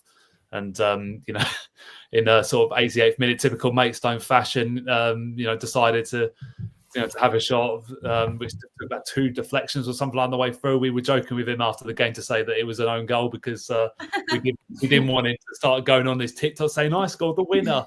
So we kind of wind him up a little bit, even in our highlights, put him down as an own goal. But I gave it to Sol on Twitter, so he can have that one too. I didn't have the best angle for it either. But yeah, that's a massive win for us in terms of, I think it was one of those where it didn't matter how we won, we just needed to win, because with the teams around us all picking up points as well, we couldn't afford to lose that gap. And I think if had we drawn the game, that would have been 2 massive points dropped, and I would have really feared for a playoff place. But because Western-super-Mare lost, we've now extended, our gap in the playoffs to 4 points now, which is what we need. We need to make sure we finish, if we can finish 4th or 5th, that would be good. But obviously it would mean an eliminator game. But I just can't see how we're finishing the top 3, to be honest, with other teams around us. It's a difficult week now, because we've got a Hornchurch on Saturday who've got a horrendous pitch. We haven't got a good record there. I've seen us relegated there before. I've seen us lose a 9-goal FA Trophy thriller there. Our record there is absolutely terrible, so I'm not holding much hope for it. And then next Tuesday's a massive one, because we've got Mark Whiteside coming down to us. Oh my God. On my birthday. On your birthday, yeah. Mark Whiteside. I'm so jealous. Well, but let me see if I can try and get maybe a birthday message through that. Now, maybe that would be the one, wouldn't it? I didn't get to speak to him last time, so I want to try and see if I can speak to him this time round, because obviously, we've got James coming down, which is going to be nice. A bunch of amateurs going to come down as well, so that'll be the first time they've come into our stadium before. So it's a game where I don't want us to lose next Tuesday. I think we need to win that. If we win that, then suddenly you can start looking at second and third, because there are teams, though, to be fair, that are on a roll at the moment. We'll look at the table, but yeah, it's a massive week for us and could tell a lot for where we're going to finish in the season. So, but yeah, absolutely delighted with 3 points. We needed that desperately. Do you know what's really bad about this, though? It's like a tickle, so my cough sounds really pathetic. It's not like a proper one, it's just like a do you know, like computer says no? That's what I sound like, honestly.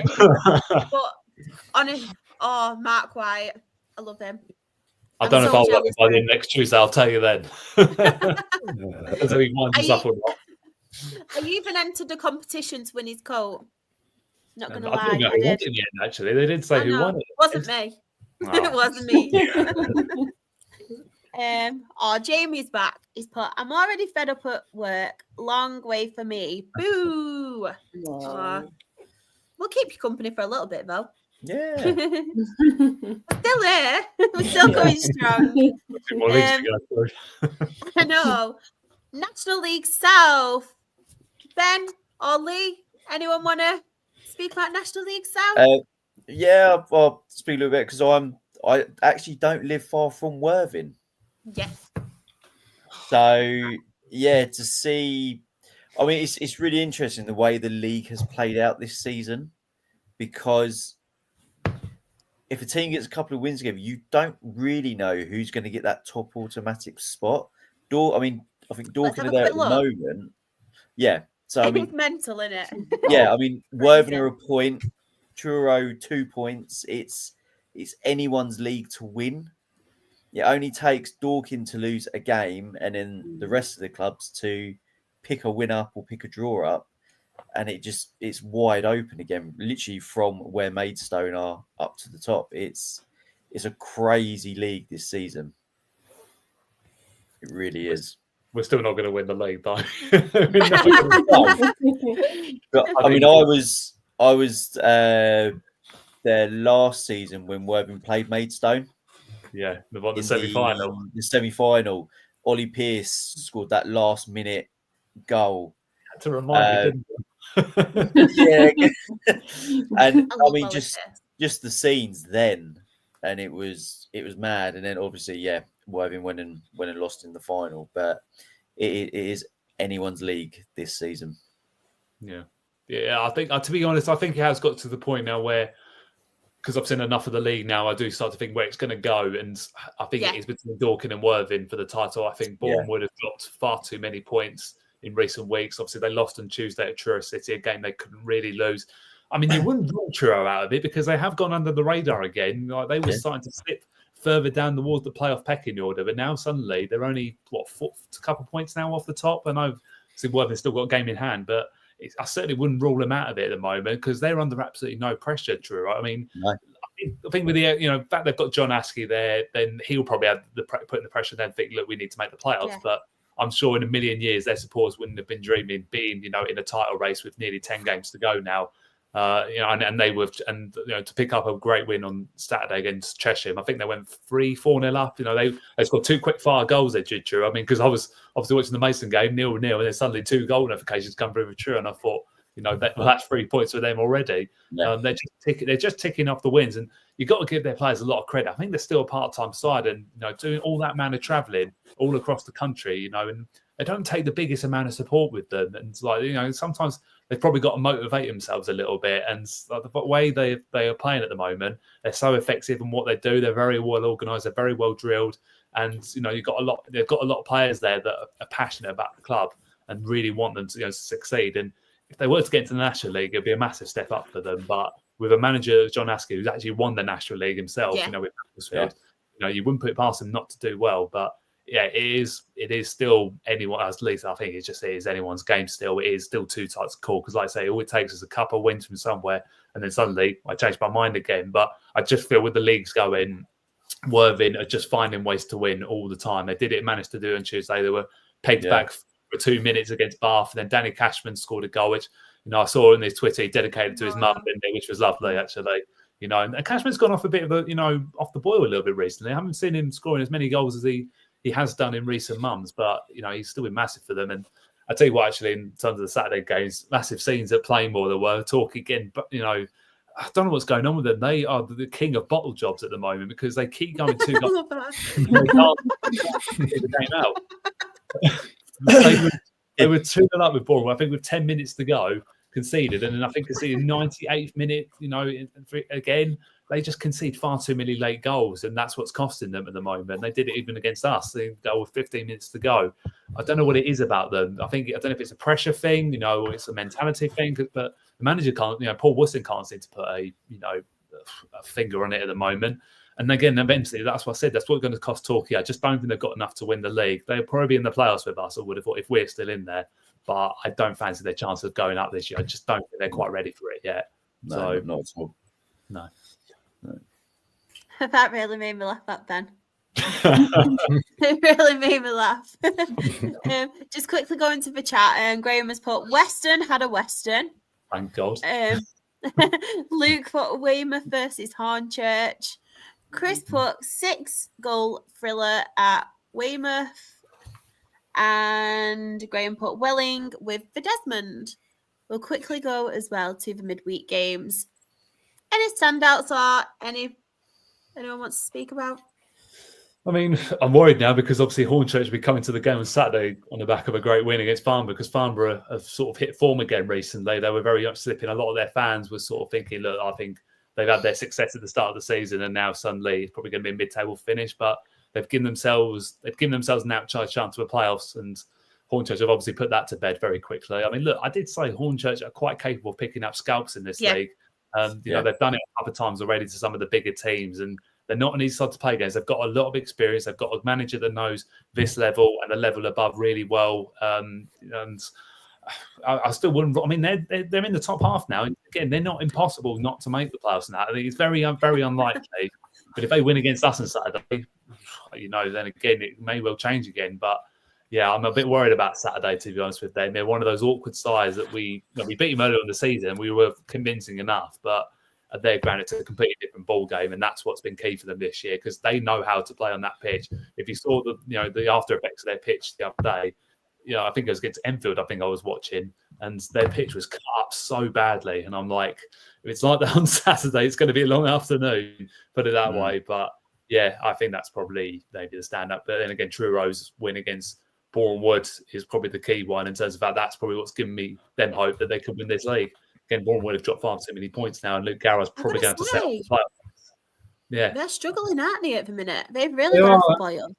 I don't understand why though, because I think they've got a lot of injuries at the moment, and their squad is naturally capable. That's the thing; everyone had them nailed on. I mean, for the league, and look, it's not out of the equation. There's still 10 games to go, and they're only 4 points off. But I just think they're dropping too many silly points against sides they should be beating, and they've still got to play top sides as well. And if we want to include us in that, they've still got to come to our place. And I know our record against Bournemouth isn't great in recent years, but that'll be a tough old afternoon. And yeah, I can't see how they win the league from here with both sides hitting form at the right time. So yeah, it'd be interesting to see where we are. I think after probably Saturday to it, but then it changes so much week. I can't predict it anymore. It's just too tight to call. The league is this league for non-league is so exciting and interesting.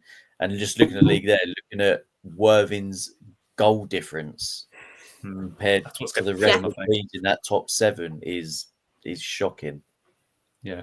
The goal difference is almost like an extra point, I think, at this stage of the season now. I mean, look at Dorking, got 21 over Worthing, and that would be the difference. I know Worthing obviously still got the game in hand, but yeah, I think you look at Dorking, Truro, and Bournemouth, they're the sides obviously that we're looking at. Probably they've got the extra point advantage with that goal difference, but again, we're not a million miles behind it. But obviously, I'm not putting this in there. But yeah, I think Worthing are probably the side have just got to keep grinding out results. They'll probably look at it now and think, look, we're not bothered about smashing sides, which they have been used to doing in recent years in this division. Yeah. They'll be just looking at, we don't care, 2-1, 10-9, whatever it takes now just to win games of football. That's what they've got to look at, because at the end of the day, it's all about just winning those games of football now and not worry about how the performances are. They're manageable, not care now how they do it, as long as they get over the line come the end of April. I just love the fact this season we have gave National League North and National League South a platform, because they are so exciting. And honestly, like every week, I'm so excited to talk about these two leagues, because it's like, wow, it's absolutely crazy. And as you mentioned, Ben, like 1 week I'm thinking, oh, this team's going to win it, this team. And then it's like, oh, no, actually, there's been a twist and turn. And honestly, it excites me so much. And we've got, at the minute, we've got 1,279 people in the stream. And I love the fact these people have come in now at this time, because hopefully, even if it's any EFL fans or any fans from the Premier League or any other leagues, they'll see how exciting this non-league is. Yeah. It's brilliant. I love it. Absolutely love it. It's a platform from everywhere, though. That's the thing. Obviously, I've seen loads of YouTubers and, everything, and big bloggers giving the league this much coverage. I've never seen the league get this much coverage in recent years. And that extends to the National League as well, and the National League North. It is incredible. And then people do start to look further down the pyramid as well, because most leagues I'm going in at the moment, non-league football, it's so tight, and that's why obviously I mentioned about Sittingbourne and Ramsgate. They play 2 leagues below us, but that's probably a more exciting title race than this one, because it is a two-horse race where both teams are nearly at 90 points already. And, we're only in March, and that's incredible. And yeah, I think this is what gives non-league the platform. This would never been here about 30 years ago with this much coverage for non-league football. And I'm really pleased now that people are starting to recognise it now, because that's why the crowds are coming in. Again, I think at Torquay on Saturday, I think another 4,000 went to watch their game against Boreham Wood. Love that. And that is incredible. And even then, I remember Yeovil when they won the league last year, I think they had 6,000 attend one of their games. Yeah. You go to any other country in Europe or even the world, will they have crowds like this at the sixth tier of English football? I really don't think so. So, yeah, I think it's a massive credit to everyone that works at these clubs and is involved with these clubs. And even to, all the social influencers that give this, like, say, these leagues a platform, which it really needs. Because now it's dragging more supporters now to come and watch non-league football, which is what we all want to see, to be honest, because it's nothing better than supporting your local club, as we all know. 100%. Yeah, no, exactly. In the chat as well, we've got Chris. He's put National League North and South is so close, crazy times. And he's also put Scunthorpe at over 7,000 in the playoffs last season. Wow. It's insane. So the National League South table, top of the table, we have Mark White's men. I love him. We've got to give him a shout out. So yeah, we have Mark White's men, Dorking Wanderers on 69 points, Worthing a second on 68 points, Truro City a third on 67 points, Eastbourne Borough a fourth on 66 points, Boreham Wood are fifth on 65 points, Torquay United a sixth on 64 points, and Maidstone United a seventh on 62 points. And then in the relegation zone, St Albans City a 21st on 32 points, Enfield Town a 22nd on 32 points, Weymouth a 23rd on 24 points, and Averley are bottom of the National League South on 24 points. Graham, 1,200 people saw me call it a worldwide. Good job I have no street cred. If I did, I would have gone by now. You brought Mr. Worldwide back. Who needs Pitbull when we've got Graham, the Charlton fan? We love it. Yeah. We need to have that on some kind of merchandise, but we need to do it with a little bit of a twist so Pitbull doesn't come at us. Yeah. We don't want him to get angry. It's not a worldie anymore. It's a worldwide. It's a worldwide, yeah. Everyone's going to use it. Everyone today. We've got another exciting league as well. National League North. Any standouts for anyone in here? Wasn't that exciting this weekend with the amount of draws? No, I picked that up. I'm looking at it. I think, to be honest, I've probably got to go for one of the draws. I think Needham Market getting a good draw at Chester, where Chester obviously sitting top of the league, Needham fighting for their lives at the bottom. To go away from home, to get a point. I think maybe it had been at home. You maybe thought it might try and take advantage and get all three, but to go away from home against Chester, with a big crowd behind them, that's a big point for them. That could be key really come the end of the season, because as we've seen a lot of sides down the bottom be re-energized. I mean, and some of them have been some really good form recently. I think pretty sure 3 or 4 that bottom four has changed so much this year. I can't keep up now, because I swear at one point it was Radcliffe, Oxford City, Marine all in the bottom four. Now they're all out of it, so it's incredible how it's all so changed so quickly. And I think obviously we've seen that. I feel so. I mean, we say it most weeks, and as far as he sells it, I feel so sorry for them. I mean, it's going 6-0 to Kidderminster Harriers. Kidderminster have been brilliant this year, but that must hurt so much. For us, I mean, they're going out not even with a whimper at the moment. I mean, they're 9 points off, and I think had this not all come like this about 2 or 3 months ago, they could have well been sitting further up the table. But just with all what's been going on there, particularly in the last couple of months, it's really bleak down there. And I think we've always said, look, they need to go down, they need to reset and go again. And obviously, first thing foremost is get this owner out of the club, and then they can rebuild and start again, because they want to be playing at this level. I mean, I think they know they're punching above their weight, but so they've been in and around National North and National League, for a number of years, and it's just so sad to see. So hopefully they can get it sorted and just get this season out of the way, because I think that's what their supporters need most now. I completely agree. Just quickly going to the chat. Graham mentioned Kidderminster, poor Farsley. Luke as well said, feel bad for Farsley. Johnny has put Rushall, stop the losing train, thank God. Chris has put Darlington with 2-0 up, only to lose 4-2 at home to Brackley. And he's also put Charlie losing to Leamington. Yeah, I think if you're going by standard result, I think Leamington's win against Chorley is probably the standard, because Chorley, again, not that long ago, I think they're pretty sure they were sitting second in the league, and now obviously they're 6 points off. So, Leamington, again, sort of one of those sides, happy to be in the National North, and they're probably looking at this stage of the season now where they're very unlikely to go down now. I think they're nearly at the 50 mark anyway. And their aim now will probably just to be, can we just take some of the bit scalps and spoil some of the the big team seasons? And obviously they've done that with Chorley, because Chorley, that's going to take a bit one to heal with that. They need to find recovery quickly, because that table just ever growing, and sides just at the players are catching them as well. The likes of Kurz and Ashton and obviously Buxton are still in the race at the moment. So yeah, it's still all to play for. We've still 10 games to go. So much is going to change in that division. Let's quickly have a look at the midweek fixture. So Radcliffe 4, South Shields 1. Our friend Jordan Hume as well scored, I think it was 2 goals.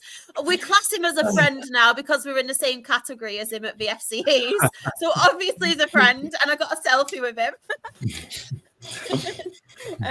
Southport 0, Leamington 2. Very good back-to-back wins for Leamington, wasn't it? And Spennymoor Town 2, Darlington 1. So send me a match report, Chris. But yeah,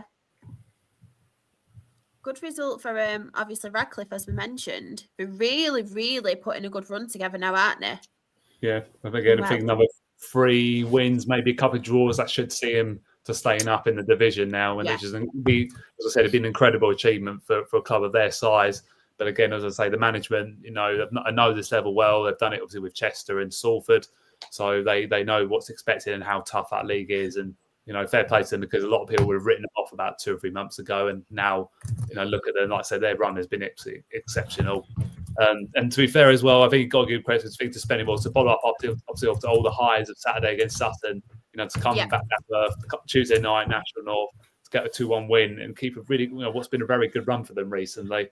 That's massive for them. And again, they're not a million miles off the playoffs. In terms of the fact they've still got 3 games in hand over some of the teams. So our Spenny fan Chris probably isn't rolling out the opportunity of that. But I think so the question is now: does he want Wembley or does he want playoffs? So I think I know which one I would rather have in his position right now. I would Wembley. Yeah. Just going to this just made me laugh. We have got another long one, by the way. Graham put no long ones. We have got a long one again. So Chris has put Darlington at home. With injuries to 5 players, we had new loanee Nathan Simpson from Borough, his first start in a Moors shirt. We got a big 2-1 win over Darlow. And then he's put, first half wasn't great, but Darlow went the closest twice. Second half, and on the 58th minute, Ollie Dyson scored after chipping over the diving Darlow goalkeeper to make it 1-0 and doubled the lead on the 63rd minute. Poloni, Aidan Routledge to score the Moors' second goal. Darlow got a penalty in the 94th from Caden Kelly to make it 2-1, but Moors got a big 3 points. Now on to Peterborough Sports at home. I'm loving the fact he's telling me all about these players. I'm loving the fact. Oh, like in the danger men. Exactly. Jim.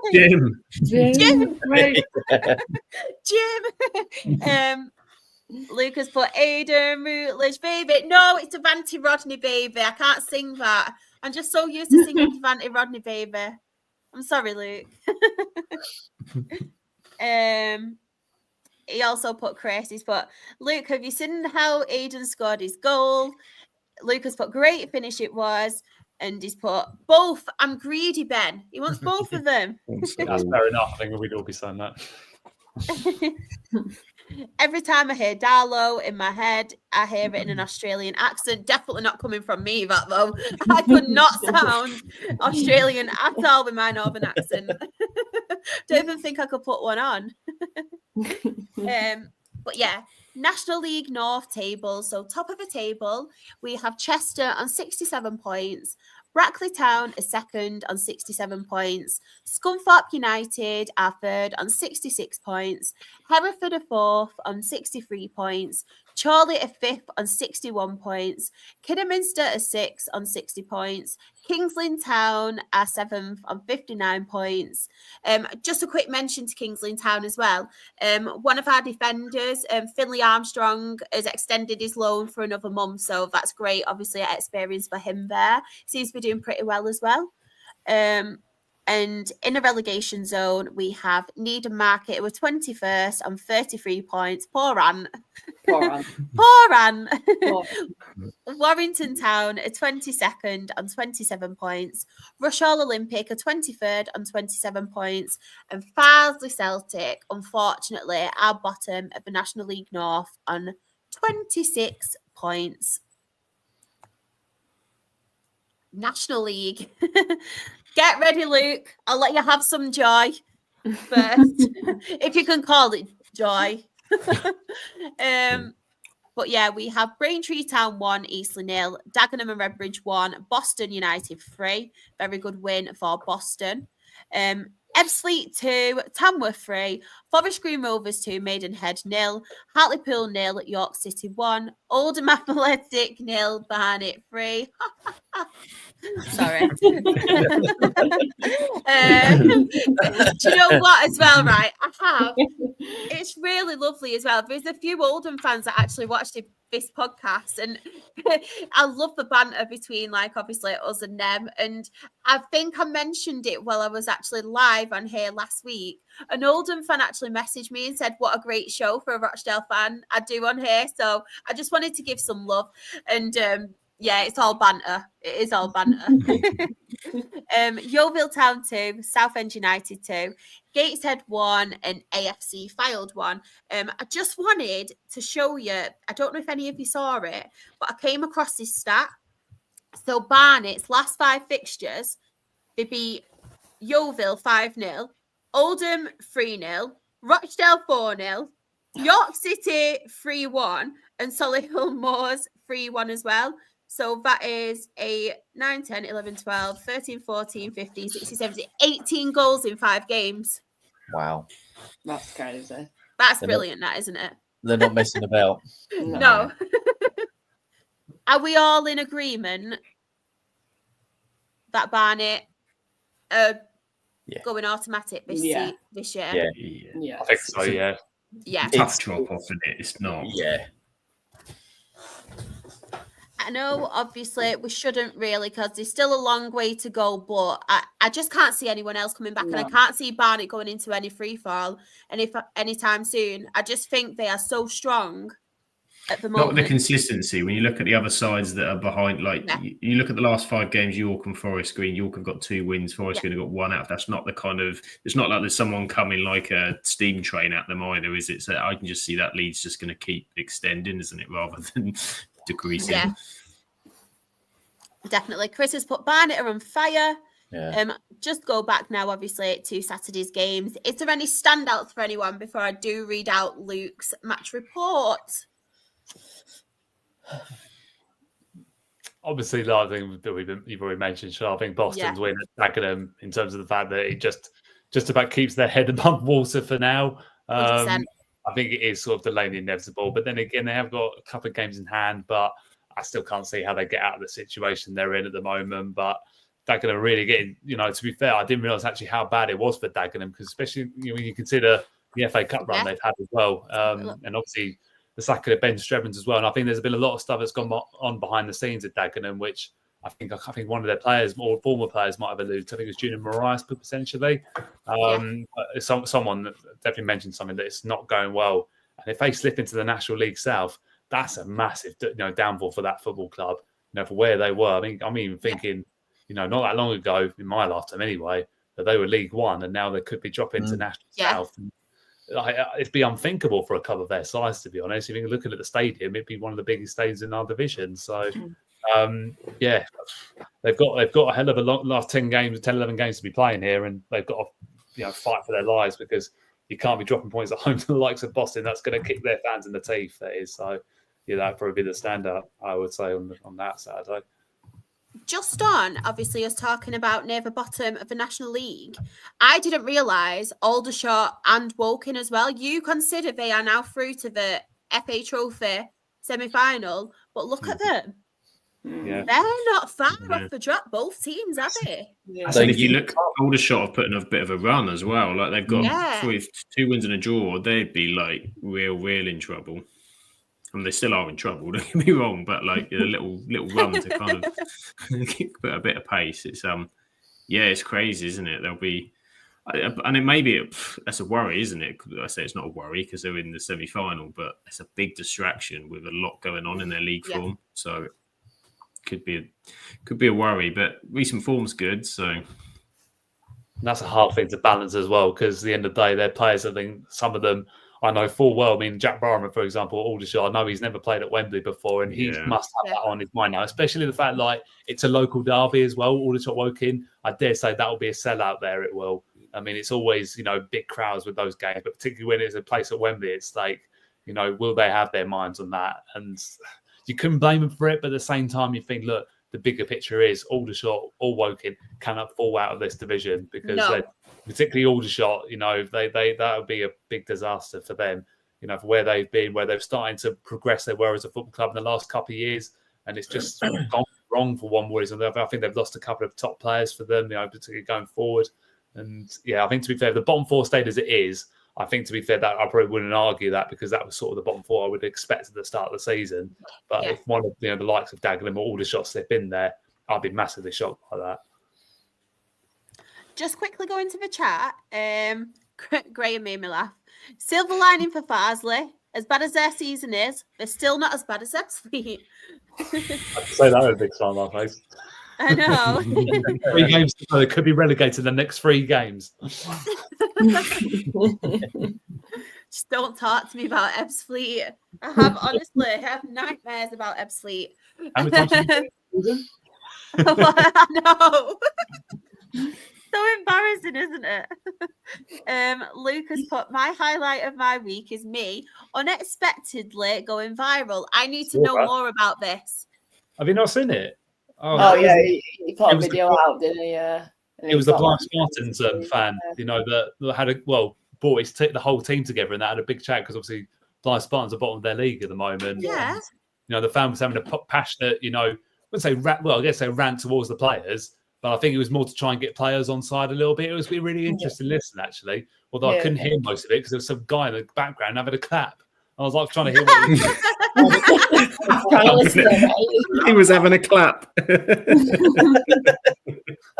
was having a clap at everything. I'm just like, it's hard enough to understand Northerners are that far up north without having to hear clapping. So I was like, this kind of subtitles here. But it was really good watch, actually, to be fair. And it just shows how much the passion, as we're saying, even for the clubs that far down the table. But I'm sure Luke, like I say, he probably got a better hearing of what was actually said to those players. To be fair, though, to the Blythe players, they actually all stayed and listened to it. They could have easily all walked off, but they didn't. They all stayed and listened to it. Yeah. Big credit to them. Oh, Luke, you'll have to share it with me. Please do. He has put as well, obviously, Filed at home. First half was superb. Started off really brightly against a poor Filed side in that half. However, the second half was against us here. Didn't seem like we couldn't get into things at all. And we've got Morgan as well. Morgan is a York fan, obviously. If you didn't see it, catch up on last week's show because Morgan was on talking all things York. And he has put, that away end for the York game was so good. Not the most interesting game, to be honest, but our defence was brilliant. And Ollie Pearce scored again. I love Ollie Pearce so much. Great striker. I love him. Yeah. I say it every week, but I love him. It's just quality, isn't it? Absolute quality. Yeah. He was good last season at Worthing. It was the goals he was giving them was just something else. Yeah, and then to get that, I won't say no more. He scored 5 goals against us last season. Like, Yeah. Great striker, but he's caused me so much heartache in the last year. Any other standouts for anyone on here? I know, obviously, Sam Eastleigh. Yeah, I wasn't good on the Saturday, so I'm sure Tuesdays was a little bit better. Let's have a quick look. Let's have a quick look for you. Yeah, they were playing they were playing Absolutely, so it was but that tends to be the teams that they do struggle with. Eastleigh are doing their standard, let's flirt a little bit with playoffs and get everyone's hopes up, and then we'll try and tank it towards the end of the season. We don't really want to get there. That tends to be so. It seems to be the same season over and over and over again.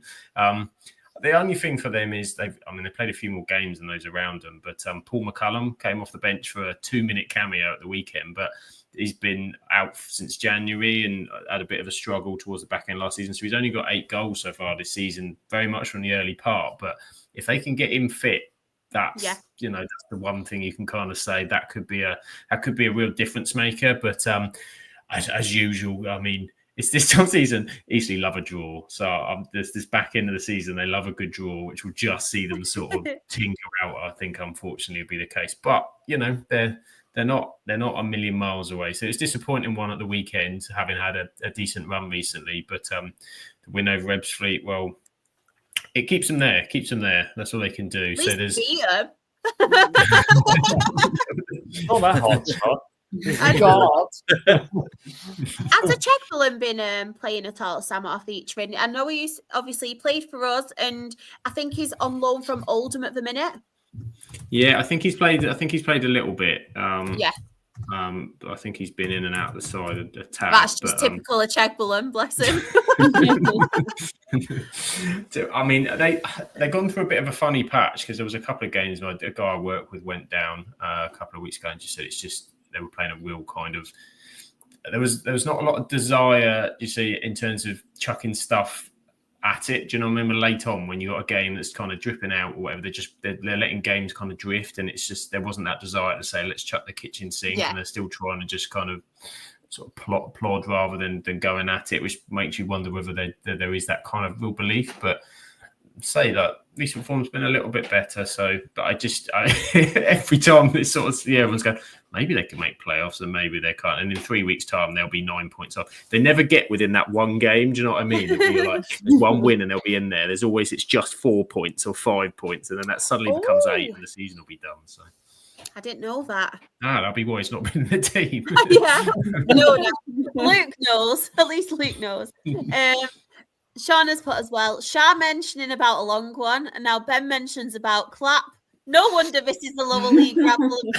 As I said, anything can happen on this podcast. Anything. Expect the unexpected. Even we don't know what's going to happen. One team I really did want to mention, and I don't think we've mentioned them too much this season, but obviously they've had trouble with their pitch as well.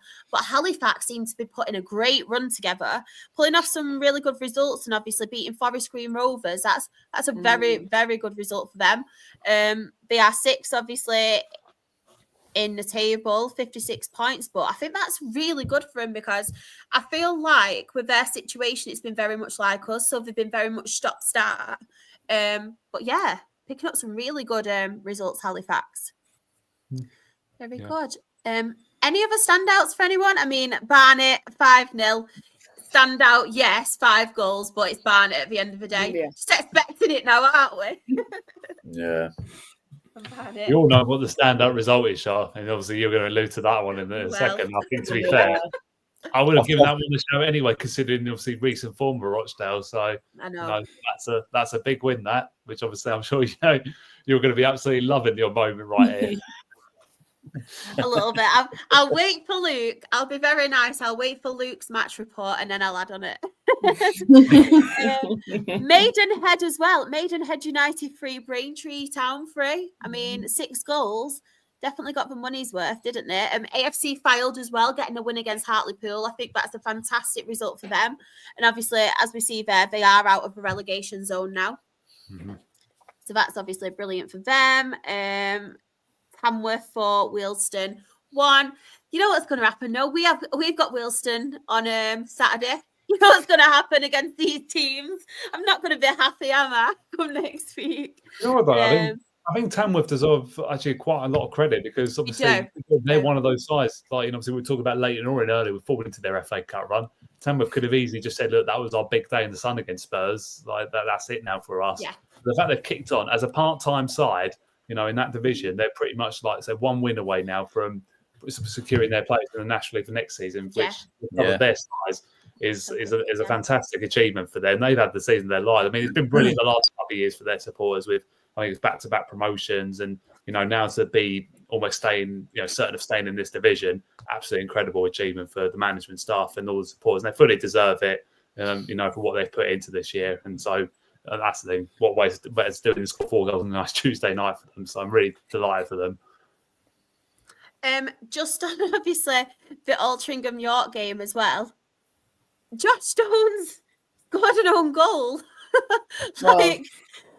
Like we were talking about him, weren't we? We had a conversation like, is he going to fit in? Is he not going to fit in? Obviously, we had Morgan on last week as well. He was talking to us about Josh Stones, and then he got that hat trick. That was the week after we were talking about, is he going to fit in the team? And I feel like it's really been a roller coaster ride at the minute with him, bless him. It's just everything's happening to him, isn't it? But yeah, I think Altrincham, that's a really, really good result for Altrincham, that especially after they did get beat. But as I've said, week in, week out, they're a very, very good team. Very, very good team. Morgan has put here, Stones could do nothing about that goal. Someone headed it into him and it bounced off him. It was so annoying. I feel like it has to be Invo, bless him. Like, it could have been someone else. Let me have a look. Oh, Lucas sent me his report. Should we have a look? Yeah. Rochdale away, struggling quite hard fatigue-wise, and it's shown today in this game, crying out for the injured players to come back ASAP. Couldn't see us scoring or winning at all during the game. It's what I hated writing this. PS, could use a bit of practicing still on the defending set pieces, though. Yeah. Oh, have I missed a bit? Oh, no, I've not. I could really tell, to be fair. I do completely agree with Luke. I could tell. I've come on here week in, week out, and I've always bigged up Gateshead, and I love Gateshead, like what they are as a club, like the players they produce, the style of football they play. And I was nervous for the game because obviously they're a very good team, 4th in the league, and they play some really good football. Really nervous, but I was excited at the same time because I thought, it's 2 footballing sides here. They love to play this possession-based football, and it's going to be a really exciting match. But as Luke said, they did look really tired, Gateshead, and I thought we played quite well, to be fair. I thought defending-wise as well, Liam Hogan was absolutely quality this game. I don't know if Luke obviously can vouch for me here, but he put his body on the line, and there was at one point I genuinely thought he was going to go off injured because everything, it was hitting him. Like, he got a ball to the face, he got kicked, he got a ball to the back, he was on the floor injured for a while, and I thought, oh no, here we go, Liam Hogan's injured. And this obviously happened after, I know I put in our group chat, didn't have the Rochdale team, and I was a bit like, oh no, what's going to happen tonight? I looked at the team news and I thought, I'm not confident here at all. Kyron Gordon, our captain, I say our captain for this season because our captain is out, obviously, for the season, Ebanks Landell. Kyron Gordon stepped up, been absolutely sensational for us. He's out now for a month, which obviously you don't need that. Devante Rodney is out as well, quite a lengthy time on the sidelines. Gino Keke, who we've got from Stockport, Jim's actually announced that he's now out for the season. He won't be coming back to us. So that's obviously not very good. So we are struggling for injuries as well. I wasn't confident But I thought we ran the game quite well, to be fair. I thought we played some good stuff. Taryn El-Arakia got on the goal sheet again. 2 goals in 2 games. It was a goal scramble. It was there at the right time. I'm so happy for him. One thing I did want to mention, what is really, really annoying me at the minute is our fans at half time. I don't know if you heard as well, Luke. Half time, our fans were 0-0 against 4th in the league. Our fans are booing our players off. Like, what? Booing our players off. Cairo Mitchell as well. Cairo Mitchell is going through a really hard time at the minute. He's a confidence player. Obviously, he's not scored in a while.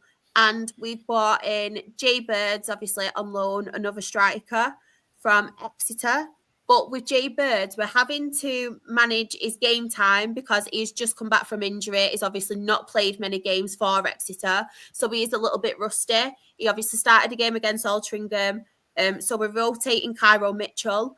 But what I cannot stand at the minute from our fans, it's like a witching hunt against him. Anything he does, Cairo Mitchell, everyone's on at him. Everyone's on at him. And this is considering he's our highest goal scorer this season. If we didn't have the goals that he scored, I think I saw a stat. I'm sure we'd be either 18th or 19th in the league without Cairo Mitchell's goals. But we are suddenly on this witch hunt for him. These fans, and once Cairo Mitchell got substituted, our fans in the stand I sit were cheering for him to go off, which I find absolutely disgusting. Yeah, he's going through a bad run of form at the minute, and it's just really grating on me. It really is frustrating me. And something I wanted to mention as well, Taryn El-Arakia has had a lot of stick recently from our fans, to the point where some of our fans are actually calling him overweight, putting a filter on his pictures, like a fat filter, saying he's overweight, which he is not. He is far from it. Yeah, he went through a little bit of a stage where he didn't really perform to what he was doing at the beginning of the season. But in Taryn's defence, he has been played a lot of minutes. Like at the start, when we had so many injuries, Taryn was playing literally every game. He wasn't getting a break. He is not playing in the right position. Like his position is a winger further forward. He's playing as a wing back. So it's a new position he's adapting to. Yeah, he's doing well at it. Fair play to the guy. But when our fans are getting personal with these players, it's an absolute joke.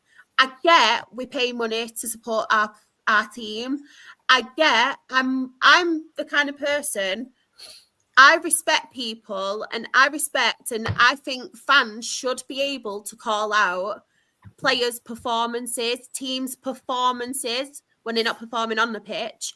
But I think nobody ever has the right to get personal with a player to the point where it's like a witch hunt, and to the point where you are physically abusing and verbally abusing somebody, calling out the way they look, calling out their weight. Yeah, Taryn has obviously, he's done something about it. And he actually, when he scored on Saturday against Altrincham, it went like a celebration to his belly, calling it out, like, yeah, kind of thing. And he did the same again, obviously, on Tuesday. But it's getting to the point now where I don't get why people think they can do this to people.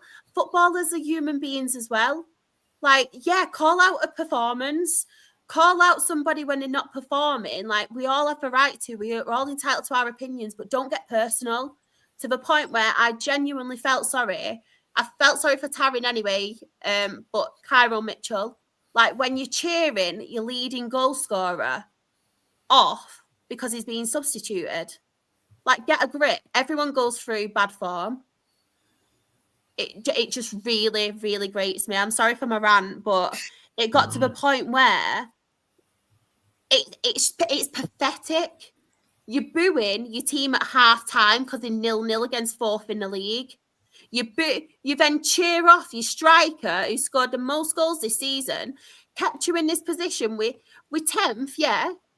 We should do better in some games. Yeah, we should have won some games, which we haven't. We've dropped points, but we're 10th with games in hand. Just get a grip. Like, seriously, get a grip.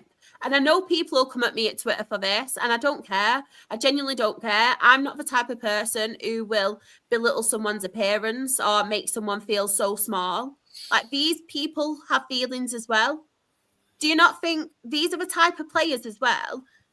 A few seasons ago, when we were in relegation, people from League Two, people were like, get all the bad apples out of the club. I don't care if we play for young lads, as long as we have people who care for the club.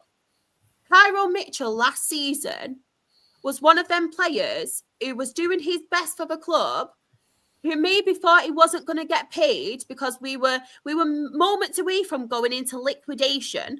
Let's have this right. He still fought for the club, wore that shirt week in, week out, scored goals last season. He's doing the same this season. But we're going to clap him when he goes off, as in, like, sarcastically. I'm sorry, but no. He's out of contract as well this season. And if I was Cairo, that would make me think he's from down south as well. He could get a move closer to home. If I was Cairo, I'd reassess my choices right now and think these fans don't appreciate me. And it's not all the fans, but have some respect for him. Have some respect. It's crazy the fact that it's crazy to think that some people, when you say who do you support, and they'll say I'm a Rochdale supporter, and you're like, that word supporter, of course, as you said, it gives you the right to have your opinion on, and everyone's got their favourite players or someone and can have a comment, but ultimately you're supporting the team. So, like, what benefit is it? As you said, the Cairo Mitchell thing, this almost seems to me like that because the expectations have risen because of what level he can achieve. I've seen it happen with other people, with other players. They think every week he's going to be a 10 out of 10 or an 8 out of 10, 9 out of 10. That doesn't happen. There's very rare few players through any of the leagues that put those kind of figures together all the time. And people have those. And that's when they need the support of your team to go, do you know what? I know, because you look at the numbers, look at what's proven. You know there's a player there. It's just something's kind of not going right. So you said, what's that going to achieve? You're just going to hit his confidence more, which means you're more likely to see a bad performance out of him next week than you are the week after. And it's fine. You might not like what he does, some of the things as a player or whatever, but to boo off and to clap someone off that's been substituted, you're like, how's that? Yeah, how's he going to feel coming back next week when you want him to perform next week, but you haven't supported him to give him that sort of feeling? And it's just, and as you said, with the sort of almost fat shaming, it's ridiculous. Like, with Taryn, honestly, it's ridiculous. It's mad because people have, and footballers have different body shapes and stuff works in different ways in terms of how they are. And again, scored a couple of goals in sort of recent weeks, which could be vital for your season. And those people will be the ones that maybe go to Wembley off the back of his performances that have been there sort of having a go because of his weight. It's not right. I say we love the podcast and we love because we can give opinions. We give opinions on players and sometimes we're critical, but always try to be constructive about it. But that's someone's physical appearance for anything, but like something like that is just, to the fact that he has to sort of point it out sort of as a celebration is just, I don't know sometimes who some of these supporters think they are to kind of make those comments. Like, how would they feel if someone came into them and said, well, yeah, you're too fat to do your job? That's ridiculous. Like, it's a joke, not just in a physical sports sense, but in any kind of way of life. It's pathetic. It really grates on me, and I've said it week in, week out. Like, yeah, point out criticism, but I don't get why we are so entitled. We are Rochdale. Everyone's like, oh, yeah, we've got a billionaire owner. People have took over us. We've not actually spent a penny on a player this season. They want to get us financially stable, and they want to get to a point where they can they want to like invest in other things as well, like training facilities, the bigger picture. Like they want to do it properly. I do not get the entitlement from our fans. Like, we're Rochdale. Yeah, we play good football. It's like the sack Jim McNulty. Wrong manager, wrong this. yeah, you might not like his style of play. Yeah, I've been to games and sometimes I find it really boring, some games, but that's football. You have really good games, you have really rubbish games. But at the end of the day, who are we going to get? Like, I'd love to know. I've got people on my timeline, get Keith Hill back. How many years ago did we have Keith Hill? Do you really think we are going to progress with Keith Hill? I love the guy to death. He's our best manager in history. I love him to death. But I'm sorry, no. Like, I don't get who these fans think they are and who we are.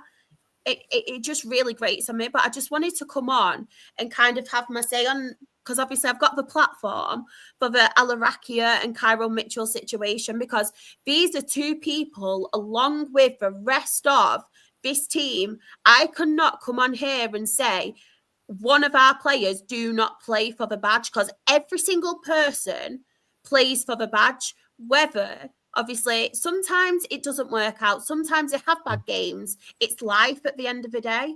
But people need to remember as well that these people are human beings. You don't know what kind of effect it has on them, but also you don't know what these people are going through.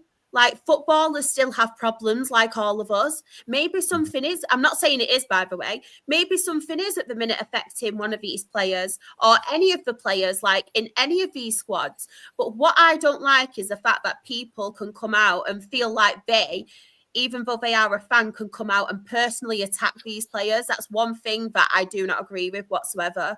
Like, say they've had a bad game, say that someone's played like bad, I'm all for that. You pay your money, you're entitled to criticize the performance, but don't personally attack someone, because I just think it's disgusting. I really, really do.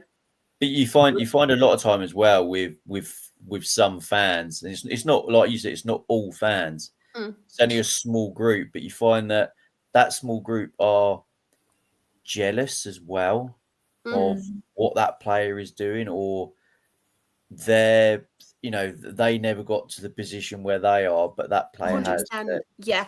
It's a lot of it sometimes is jealousy as well. They don't like to see certain players or certain people doing well for themselves. Yeah. So yeah, I've seen it so many times, because I cover from step 7 down to step 11 on my channel, and yeah, you see it with some there, and a lot of them are youngsters as well that play, and the abuse they get, it's just, there's no need for it. It's awful, isn't it? Yeah, no need for it at all. It's just awful. But yeah, I just wanted to call that out, because it just got to a point where it really grated on me. But for someone, and I fully admit, there's been times recently where he's not been playing well, to be fair to him. Like, he's been playing and he's not been playing well, but he's not been not trying. It's just not been happening for him. It's just in a bit of a bad patch at the minute. Like, it's just not happening for him. But he's our leading goal scorer at the end of the day. So you take away them goals he scored, and there's people saying, Cairo Mitchell is useless, is this, is that. No, he's not. He's really not. Like, it just really gets on my nerves. Every player hits a bad patch. Yeah, 100%. You're not going to go through a season and have a player that is good every single game. It just doesn't happen. Yeah. Especially if they did, and if they were at it every single week, they wouldn't be playing at this level. That's the thing. Like, look at Mo Salah. Like last night, I think that's probably his first bad game he's had for a long time. But the reason he stays at that level is because he's consistent week in, week out. Every player, from below, probably even like the bottom half of the Premier League, all the way down, through the leagues to non-league football, they will hit a bad patch at some point during the season. Obviously, you mentioned about the entitlement. Obviously, look, it could take a few years for Rochdale to get out of the National League. There's no guarantee of them getting out. It's just because they've now got a new owner in charge. That's the thing. It's a hard thing to get out.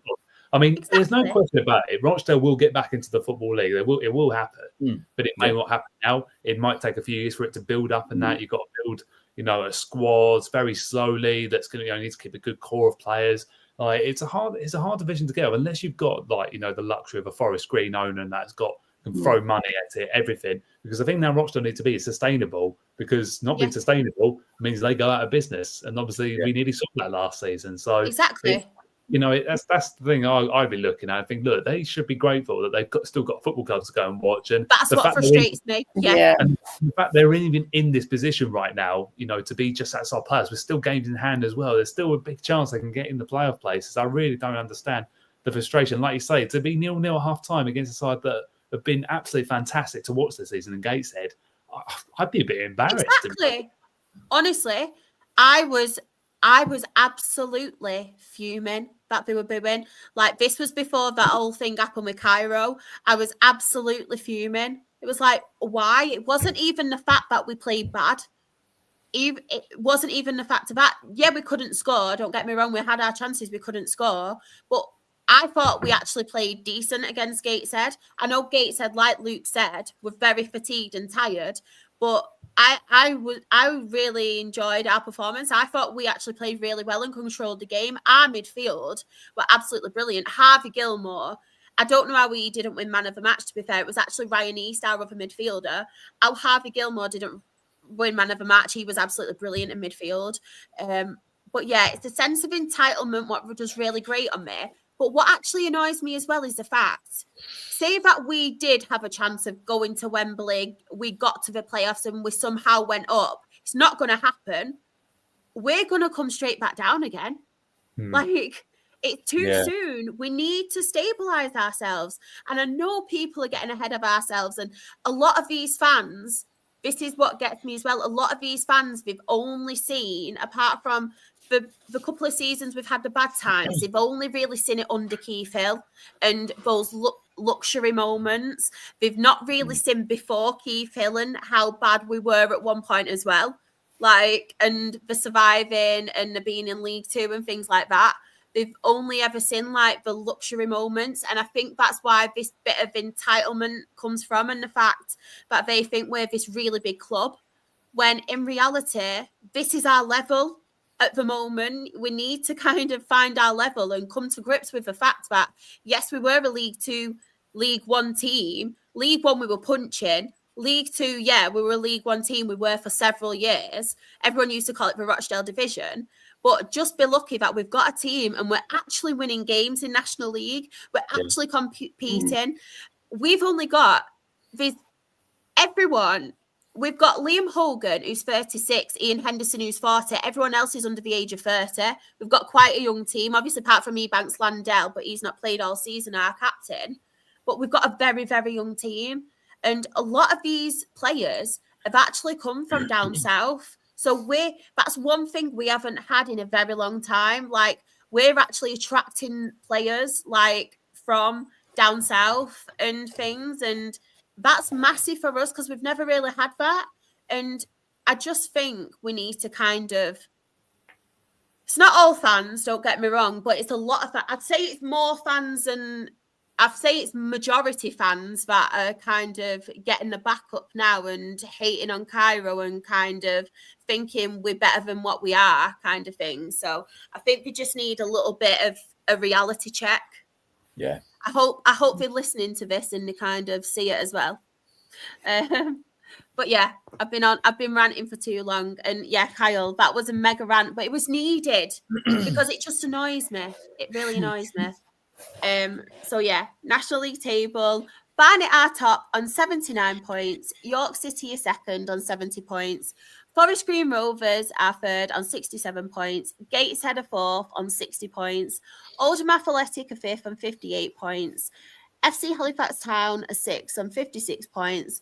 Altrincham are seventh on 55 points. And then in the relegation zone, we have Wealdstone, who are 21st on 35 points. Maidenhead United are 22nd on 34 points. Boston United are 23rd on 27 points. And Ebbsfleet United are bottom of the National League table on 14 points. Football chat done. Football chat done. We made it. We have made it. We have made it. And thank you to everyone. Obviously, it's been a long one tonight. It didn't help with my rant, but I'm sorry. I feel better now. I don't think it should be answered. I did. I feel like I've had free therapy. I'm just sorry that I've had to put you all through it with me. But yeah, I feel like it shouldn't be Ant's rants now. I feel like it's Charlotte's rants at this point. But Sam, a late substitution, and thank you so much for joining us. It's been an absolute pleasure. Where can everybody find you? Hi, welcome. It's been nice to join you guys and have a chin wag for. It's been a little while since it's been on, so it's been nice. You can find me. Say at the minute, I am most of the stuff I'm doing at the minute outside of the pod is on YouTube. So I've got my little thing down there, Sam Absolutely EFL. So I'm doing EFL mostly Championship content while I work it out. But the plan is next season League One and League Two might be joining it. So yes, more like I sort of do match day statistics and updates from what's happened in the latest match day at the minute with some more videos planned. But outside of that, Absolute Football Podcast. Yeah, obviously we've got plenty going on. We've got plenty we're planning for, haven't we, Shah, that we're working on in the background with some exciting things to come. So do keep your eyes peeled on the channel and on the lower league show in particular. We've got some fun stuff, haven't we? And some hopefully some more interview episodes and stuff. So yeah. So I just need more time in my life and less work, and we'll be able to do more. But we'll get there.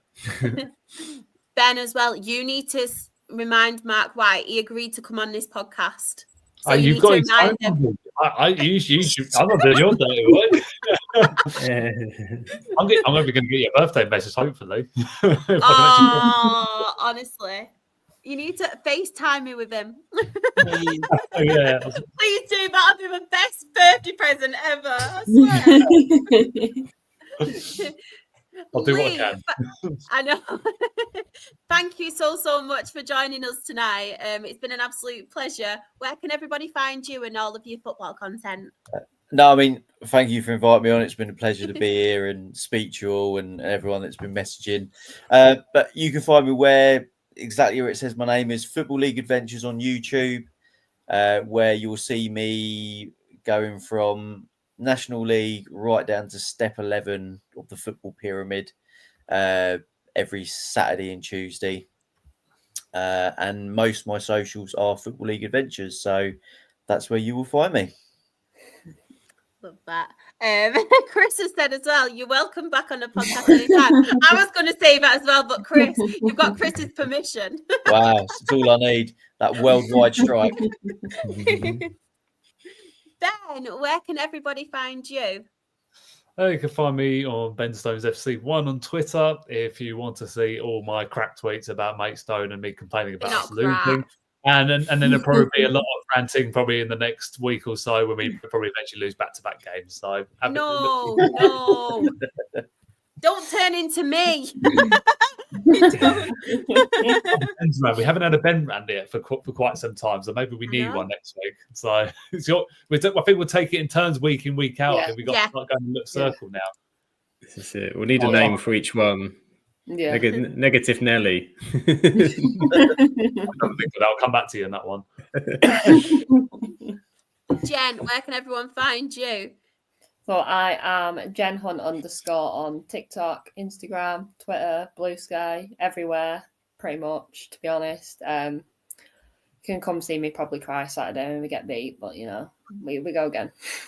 Come on, I feel like my rants made everyone depressed. I was trying negativity. Everyone's team's like, well, no wins, no. No. Done. Oh my God, I feel like I've depressed everyone. I'm so sorry. We're beating Arsenal. I'm happy. And if anybody does want to check me out, probably not. I promise my tweets and all my content aren't as depressing as my rants. I am Shah XRAFC. That is on Twitter, Instagram, TikTok. Her Game 2 stuff is Rochdale HGT. But the most important ones... The Absolute Football Podcast. We were Best New Content Creator at the Football Content Awards. I say it every time I come on, but I am going to milk it. We're milking it until we're not anymore. So yeah, every show we're just going to say it. On Twitter, we are Absolute Ball Pod. On YouTube and Twitch, we are Absolute Football Podcast. On TikTok, we are Absolute Football Pod. On Instagram, we are Absolute Football Podcast _. On Blue Skies, we are Absolute Football. On Facebook, we are the Absolute Football Podcast. On a Tuesday, we are Absolutely Premier League. On a Wednesday, we are Absolutely Women's Football. And on a Thursday, all at 8:30, by the way, we are Absolutely Lower League. And that is where you can find the EFL Championship, League 1, League 2, Vanarama National League, and the Vanarama National League, North and South, and just any football, because we just like covering football. Pub team. If you've got a pub team, come to us. Send your match report in. Grassroots. If you played outside with your pal, send us a match report in. We just love football. I would laugh next week if that happened. Honestly, that would make my life. But of course, I just wanted to say to each and every person in the chat as well, thank you so much. We've had really good numbers again tonight as well. I feel like this year, Sam, it's going up, isn't it? The podcast, like it's going from strength to strength. Yeah, we've seen more safe post post FCAs and stuff, and with the more content we've been doing, it's been great, and we get a lot more interaction. So it's nice, say, new people in the chat, as well as say our fantastic community that are always with us as well. So yeah, it's really good, and it's getting the opportunity to meet new people, do more content and stuff with them. So, and say if there's any stuff that people in the chat want us to cover, or if there's a particular show or something they want us to look at, then by all means shout us and let us know, and we'll see what we can put together. Definitely. But yeah, that is the end of our show. I hope everybody has a lovely weekend. Hope your teams all win, apart from if you're a Wealdstone fan or any of these guys, if you're playing any of these. No offense to Wealdstone, by the way. But yeah, hope you all have a lovely weekend. Thank you all for your support, and ta-ta for now. Bye, everybody.